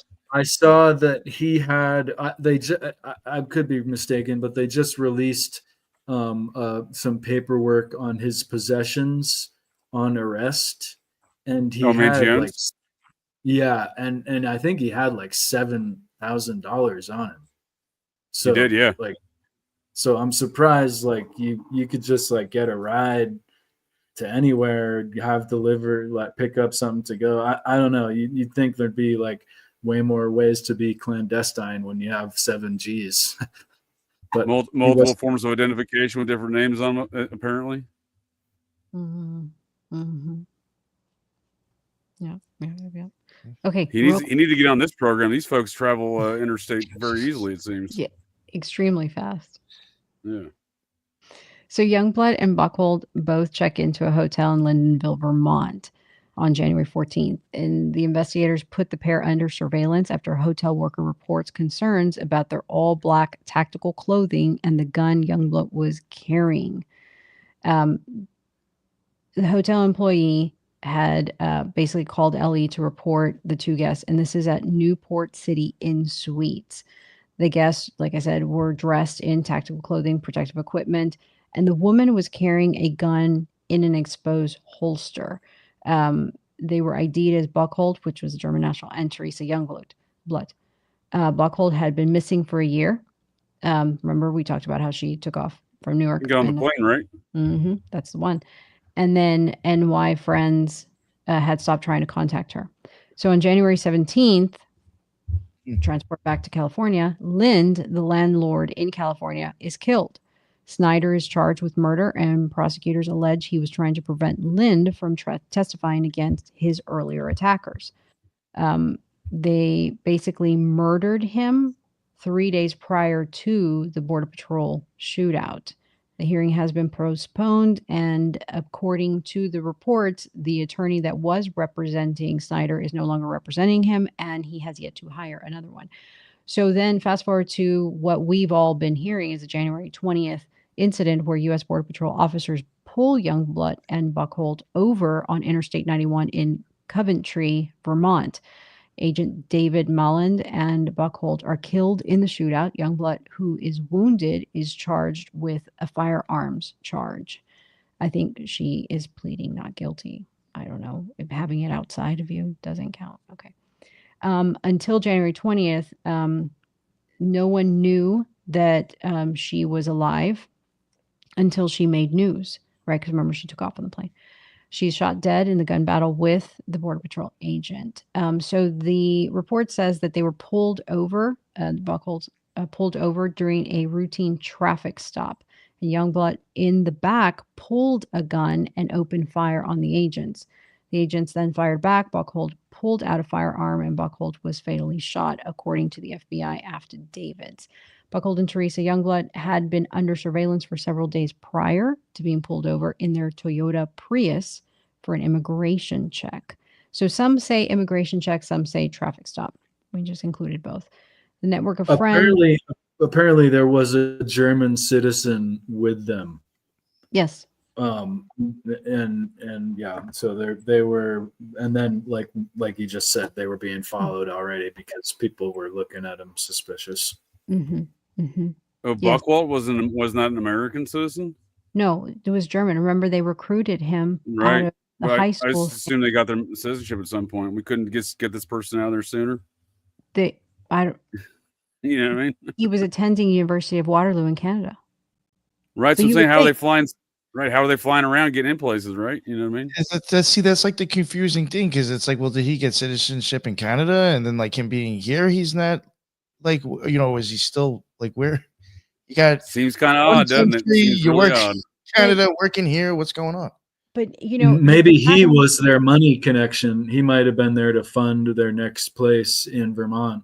That's where on the move. That's a good suggestion. Since he said he made $500,000 a year, so yeah, really. Yes. Sure. And he's the one that's being subjected to all these routine testing to check about his mental state, his mental health. So all of a sudden you lose this person. This person was a key asset to your company. You know, you're no longer drawing that, you know, from him. Did they just end his work visa, or did you not get a work visa? Like, Right. are you doing a work to work visa, like on a 6-month Or plan? he's so valuable they put off making any alert on anything for a while and pray for him to come back. Right. But I yeah, do think, they would do an alert on that eventually. agreed. I do think there's more to that story because of how valuable he potentially could have been, and the fact that he was a genius and all that other stuff. So I think there was maybe something in there. But then again, you're like, well, was the death faked? I mean, because it's like the standard MO now at this point. Another thing too, when they were pulled over, just an interesting little time fact. I guess they were pulled over, and it took about 40 minutes for the person to lose it and just come out shooting. So whatever they were doing with checking on him or whatever, but they eventually lost it or got whatever happened. They said they decided to go out with a bang. And this is 3 days after the landlord's been murdered, right, in California. I think it was coordinated. And this was how much time after the parents were murdered in Pennsylvania? This was 3 months? That was in January. Remember New Year's Eve? That's right. They're making moves. I think November, the final murder of the landlord in California was in November, I think. No, the assault was in November. Okay. When they stabbed him in the eye, and then they impaled him, which I don't understand. They impaled. Gotcha. Just don't die. But Jedi thing. Yeah. Well, the Sith thing, right? Yes. Here we go again. Some major. It wasn't a samurai sword. It was like, they forgot to use the Jedi mind trick on the guy. They used the Jedi sword and just stabbed him. He thought he got stabbed. Yes. There you go. He really didn't get stabbed. It was the mind trick. He identified as a stab. Yeah. Sorry. He identifies as Cyclops too, apparently, after that attack, sadly enough. Yeah. But it does seem like if you put the chronology of their attack in, I'm a military planner by a former profession. You put all the chronology of these attacks in their order, it makes a lot more sense looking at their plan of assault. Yep. Jedi mind tricks aside, I mean, you never know. I might be getting Jedi mind tricked right now while the Zizians. You never know. Oh man, for sure. So then just real quick. The force is strong with these folks. Yes, definitely, especially in their blood. That was full of estrogen. Anyway, the guns that were found with them after the shooting had taken place had been purchased by someone purporting to be residents of Orleans, Vermont, from a licensed firearm dealer in Mount Tabor, Vermont, last February. According to the Pennsylvania State Police, a firearm used in the Vermont incident was purchased by a person of interest in the December 31st, 2022 murders of Richard and Rita Zanko in Chester Heights, Pennsylvania. Both Youngblood and the gun purchaser had been in regular contact with an individual linked to the Pennsylvania investigation, who is also considered a person of interest in a separate homicide case in California, as detailed by the U.S. attorney. That person, the prosecution memo says, is a person of interest in a dual homicide, also in the investigation of Delaware County in Pennsylvania. Yes. And one thing I do want to also add real quick is that when Youngblood was the one who started popping back at him, right? There was a couple of news articles and I think like testimony from the people there that it was almost like non-hesitant. It was just like, all right, it's go time.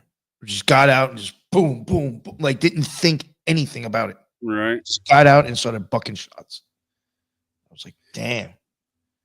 Did they determine which shooter was the bullet that hit the Border Patrol agent? Because I know they initially didn't charge anybody or something like that, or they didn't want to make that determination. They charged both parties maybe or something like that. That's a good question, JJ. Because it sounded like, I mean, from all accounts, it sounded like there was just a barrage of gunfire going on there. When you're saying this seemingly attractive young gal here decided to get out of the car and start popping off some rounds, I'm being extremely facetious there, but she started popping off some rounds, and it just sounds like, from all the reports that I read, I never saw a total quantity. It sounded like there was a lot of rounds fired that day. Real quick, Buckhold flew into the United States in the hours preceding that Pennsylvania homicide. Both the defendant and the person who purchased the firearms in Vermont are acquainted with and have been in frequent contact with an individual who was detained by the Commonwealth of Pennsylvania during that homicide investigation. That individual is also a person of interest in a homicide investigation in Vallejo, California, the prosecutor's memo says. The government motion says Youngblood had traveled internationally in each of the previous 3 years, although no information on which country or countries is provided. Come on. The FBI also seized a journal that allegedly belonged to Youngblood. It contains sections written in ciphertext, which is encoded messages that need an algorithmic key to decode. Some portions that agents can read include phrases suggesting hallucinogenic drug use. Prosecutors say including coming up on acid, in quotations. Not really sure what to spend this trip on. This LSD trip seems pretty mellow, and they feel kind of high vibration-y, maybe more so than other LSD trips. This is all quotations. So they're popping acid too. Sleep deprivation. Fucking fun. They got some wild shit going on in this group, man. Yeah. All sounds like MK Ultra. Don't forget estrogen. Right. Yeah. The couple raised alarm when seen skulking about small town Vermont dressed in black tactical gear. Youngblood was also wearing an exposed pistol in a holster, according to an FBI criminal complaint. Open carry of a firearm is legal in Vermont, but is added to concern, and a hotel clerk in Lyndonville, Vermont, a village 45 kilometers south of the shooting, called police. So that's what it was. I guess they were trying to call their bluff, figuring like, I'll just walk around with it, and people just assume I got the permit. I don't know. Yeah, I mean, open carry's long been legal there, which it's been constitutional carry state, but you don't want to walk around town dressed in all tactical equipment. That's very, you're trying to maintain a low, you're trying to be conspicuous, trying to maintain low visibility. I mean, like that's not helping you out. Yeah, that does not fit, that they were trying to maintain a low profile wearing black tactical gear with a gun, even though it's open carry. That just seems like they're asking for it. Yeah, like exactly. That's what I was thinking. Like this was their time to get caught for some reason up there. This is interesting. And the idea of mind control, you know what I mean? I think it's interesting because you start hearing so much stuff. You're like, wait, why is the FBI saying so much right now? The couple didn't. And they're supposedly so smart that they would have thought 2 steps ahead, like we're contemplating right now. They would have certainly thought about that. So you just have to think, well, then they must have done it purposeful. Unless I highly doubt it, but I've also wondered maybe shit hit the fan somewhere and they're just actually just reacting totally irrational again. And maybe, it reminds me too that intellectual people can be really stupid when it comes to interacting with gravity and other people. Like they just don't do it well. He could have been really great at contemplating statistics and so forth, but just not good at understanding how people think. I'm just going to throw out a suggestion with the trans Manson bunch here, is that much like when Manson got busted, when they got busted for all the murders, he famously was quoted as saying something like somebody was pissing on his leash. If weather restricts when it's wet and whatnot. That that he knew somebody was pulling him back into jail and then he had served his purpose. And to some degree, with all these events going on across the United States with this group, it seems like there was some triggering or precipitating event that caused maybe these folks to get pulled in, maybe not to prison necessarily, or to whatever outfit that's letting this shit happen. And I mean, who knows what else they did, right? I mean, probably the authorities they might have an inkling of other things might be connected, which it sounds like, but who knows what else they did that they haven't put connection on. I think that's a great question. Yeah, it sounds like there's a litany of options and availability of options. That you got this one person disappearing for a year. What do they do? Buckhold and Lesota seems like he's in this traveling at will, even though he's dead.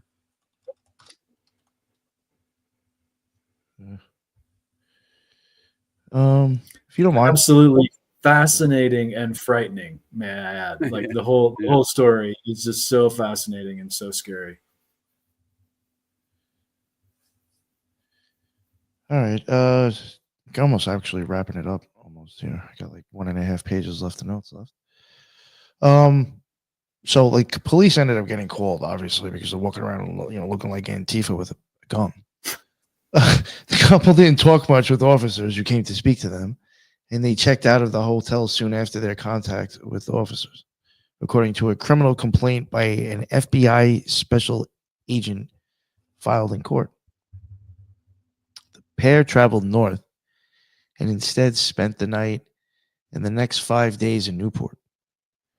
Court records reveal that Youngblood and Buckhold had been under surveillance for several days leading up to the January 20th shootout. They saw Buckhold buy rolls of aluminum foil at Walmart and then sit in the couple's car wrapping unidentified items in foil sheets. The FBI later found foil-wrapped cell phones at the scene of the shooting. Court documents say that the FBI found guns and ammunition as well as an odd assortment of tactical and computer gear with the couple. There was full face respirators, night vision goggles, ballistic helmet, shooting range targets, and several computers and electronic devices and a journal. While the FBI said Ofelia Buckhold, while the FBI said his work visa was current, early reports suggested that it had expired. So, and it was also that seems like an odd list of contents to have. I don't want to impugn them for having that because as you're reading that, I'm like, yeah, that seems suspect, but I'm like, yeah, I think I have all that in my RV too. So I don't want to say that like that makes them look guilty, but I'm also not traveling around and hiding these in hotel rooms. It's a weird thing to have. You're just carrying around with all these things, right? It certainly implies these folks were doing more of a concerted mission or operation with the items you just described. I mean, maybe the guy or whatever just was popped some acid when they got pulled over.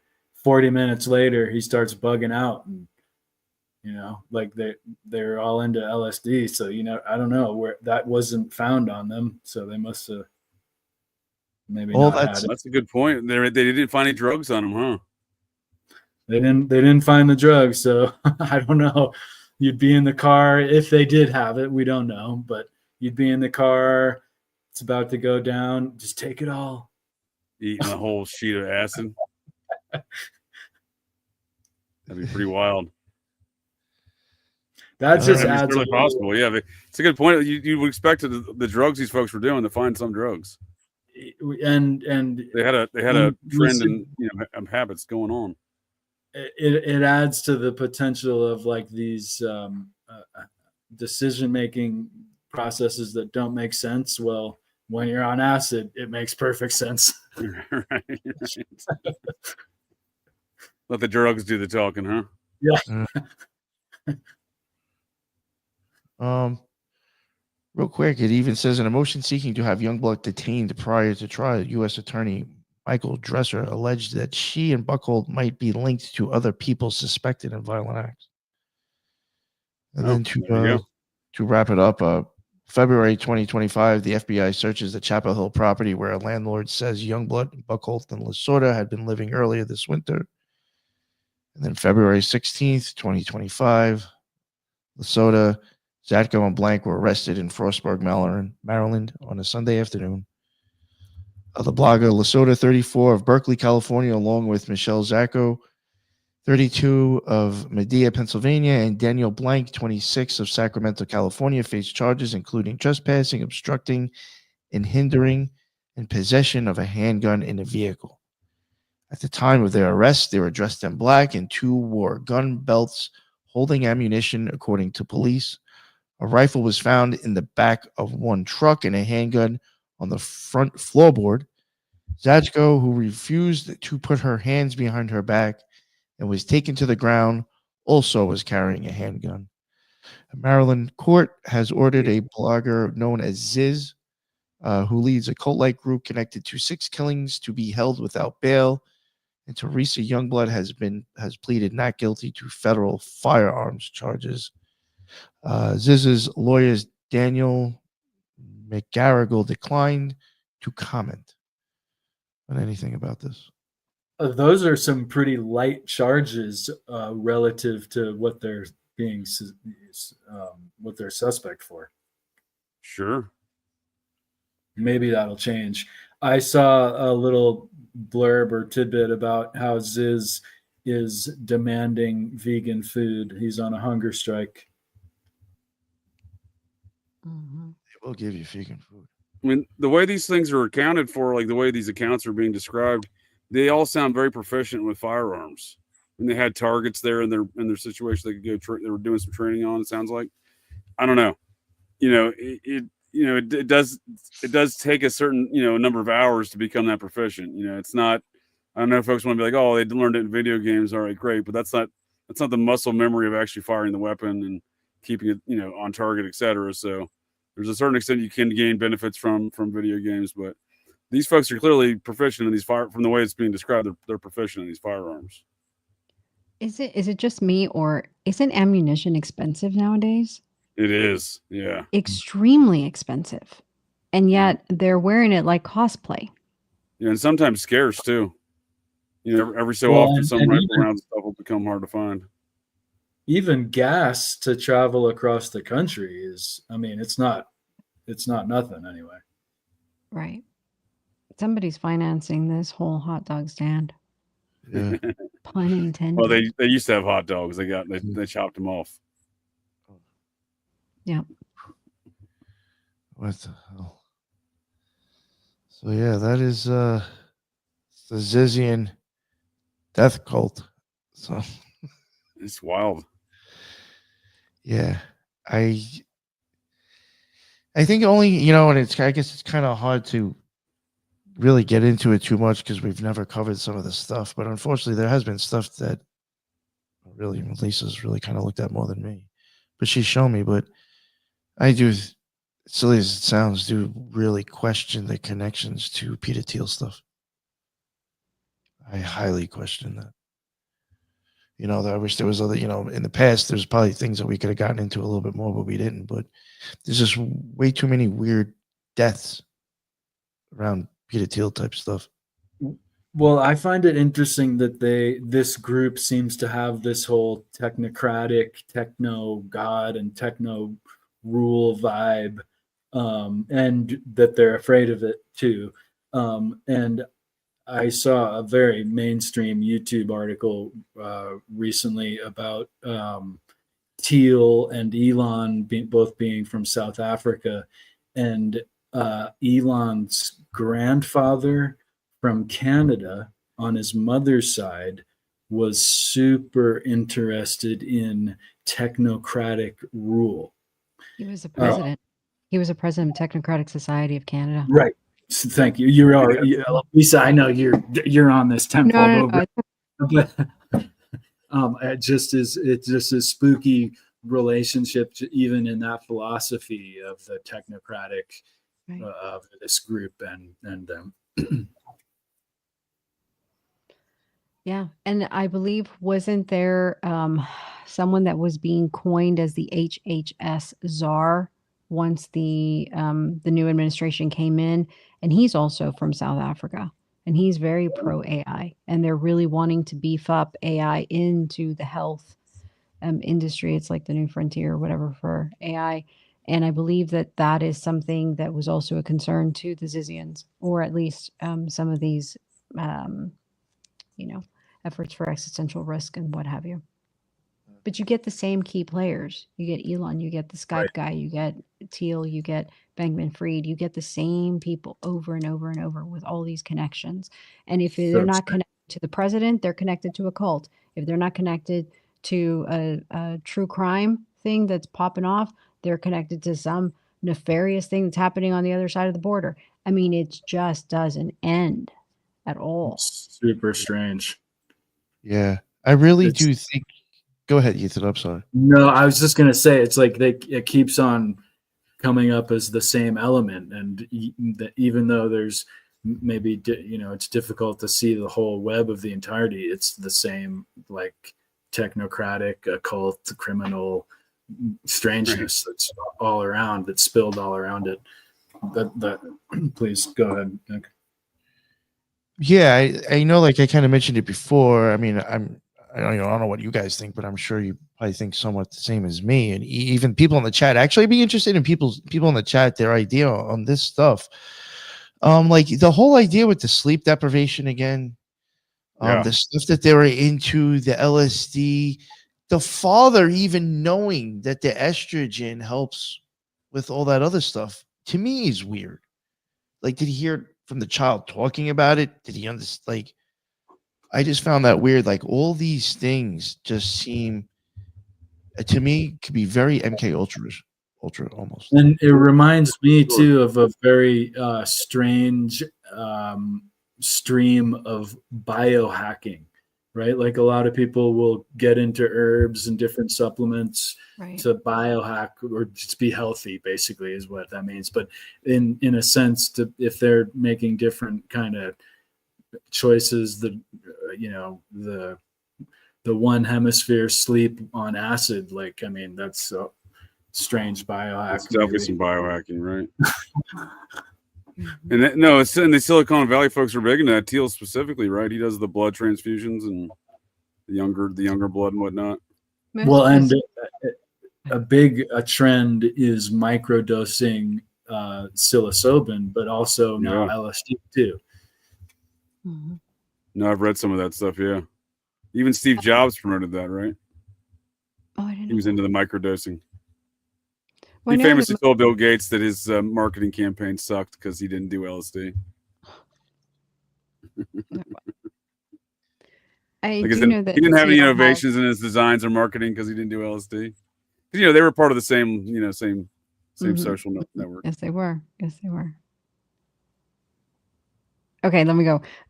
So Teal has a bunch of venture capitalists investing into, like, I'm sure y'all know, psilocybin as well as LSD as a method of therapeutics to deal with many things, whether it is everything from PTSD to, I believe, Alzheimer's, and everything else coming down the pike with prion disease. The other thing that Teal is into is, aside from his law enforcement and his predictive, like Minority Report type deal. In addition to that, he has a lot of investments into reproductive enhancements, or IVF, all kinds of genetic type stuff. He also was, I believe, single-handedly in charge of the company that collected most of the data for COVID. Sorry, I didn't mean to say that out loud. But he has his hands into a lot of different things, and I think it puts him in a great position that if he wanted to place an AI at the helm of HHS, he has the data to do it, and now he has the government contracts to support it. So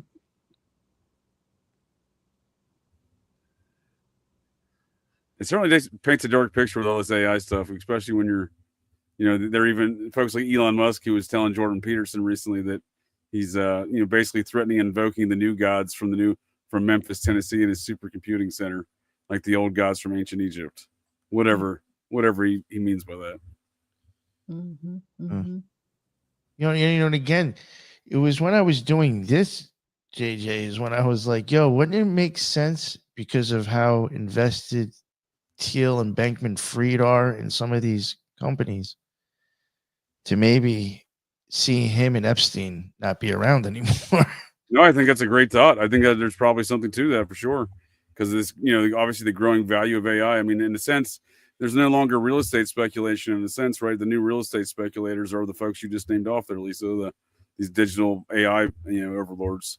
And that's the new real estate space, this digital space that they're trying to conquer and own, right? So, that's a good point you bring up about the AI stuff, because I think there is a lot more to that. And like, I don't know, looking at this, like, I don't like AI in general, but you know, I have a lot of thoughts about AI and all this, you know, technology nonsense. But you know, looking at this group here, like you know, at least we have a very sane, very rational group, very stable group of young gals here that are training AI. You know, so we can rest assured that at least we don't have fucking nut jobs that are programming this AI to do nut job things, right? That data point is not Oh, going yeah, to be. that's exactly what we have going on. My apologies. These people are Looney Tunes. How are they going to make an AI that's not Looney Tunes, right? That's just the way. That's the way I look at it, you know. Yeah, I'm definitely a fan. You keep on seeing these stories about the experiments that they're running with AI. One I saw the other day, when the AI system was losing, it tended to cheat. There you go. So yeah, it lacks ethics, huh? And you know, don't they say the same thing about dogs and cats? Like, they're not really their own manner. They are the manner of their owner. And so like an owner will be like, oh, you're making my dog upset. And no, you're pulling on your dog's leash and he sees that you're upset, type of thing. Feeding off the energy of freaking out and stuff. You know, so there's we get into the concept of Frankenstein then. That's a good way to look at it, though. It is kind of it's the pet, right? That they're making. It's feeding off the energy of whoever's building it or whatever. But a number of years ago, MIT intentionally built a psychopathic AI based on the character Norman Bates from the film Psycho. There's some dark shit that goes on in this AI world. It doesn't, you know, I don't understand it. It's weird. I guess before we wrap it up, I did want to mention it too. I mean, I know it's got a little bit more coverage now, but I even do find it weird how this whole thing really isn't that too well known. It wasn't even until recently like really that many news outlets were even covering it. Well, if you noticed in the chat, Dr. Inferno, he's a routine guest on Operation GCD. Dementi Mori is a chat name there. He mentioned that he just covered this on the Farm podcast with Recluse over there on the farm, and that he mentioned the some of the details you all had here tonight were different than that he hadn't heard those details yet either. So, and a lot of this stuff's new to me, but I had caught some of the coverage, but yeah, you're right. It's not very in depth. It's certainly not a lot of focus on it. You know what I mean? Yeah. But yeah, so he said he learned a few things too. So I thought that was pretty interesting. Awesome. Here at the Occult Rejects, we have our own research department. Yeah. I think maybe part of it too is it's so disturbing in its nature, but it's also, so hard to write about. Like, who is this again? Like, I can't do this. Exactly. There is something to that. That's why I declared Bruce Jenner. Oh, good. Yeah. No, please. No, I was just saying I always joke Bruce Jenner's a legal genius because right when he's about to get charged with manslaughter, he changes his name to Caitlyn Jenner. How do you charge him for that, right? How do you know what I mean? How do you bring that to court, right? Mm-hmm. So there is something to that, the reporting on it, the charging these people, like the changing of the names. There is something to that for sure. Agreed. All right. Well, I think I'll wrap it up. Ethan, real quick, since you weren't here at the beginning, I would like to give you the chance to plug yourself. Let everybody know what's up and where they can find you, please. Always an honor to speak with you guys. Lisa, thanks for dropping so much great information and everyone. I really appreciate this is fun. I'm on all the usual internet sites and so forth, and I always appreciate communication, and I write frequently and have a lot of articles out there. So awesome. And thank you very much again. When we had mentioned that there was an occult reject who brought us this topic, it was Ethan. So again, I would like to reiterate that. So Ethan, thank you very much for giving me endless hours of stuff to look at for the last week. Definitely sent me down a rabbit hole. There was even times I was texting and I was like, "Yo, this stuff is crazy." Seriously spooky. Yeah, and it keeps going. Yeah, for sure. Yeah, there was more. I mean, I'll be totally honest with you. There was stuff I was erasing as we were going because I just wanted to cut down on time. There was more that I could even have covered, but I was just like, I'm not. It's going to be 2.5 hours. But yeah, very interesting. I'm wondering if we'll hear anything else about it, if anything else is tied to it, or if this is just like that's it and nothing really. I don't know. Well, Definitely I don't know if it's related, but I shared that article with you. There was a similar type of person, broadly speaking, that did some kind of or was planning some kind of explosive attack on a Tesla dealership. Oh, who was busted. But it could be totally unrelated. maybe they don't like Tesla's AI. That's still right. That's so interesting. But it's just interesting.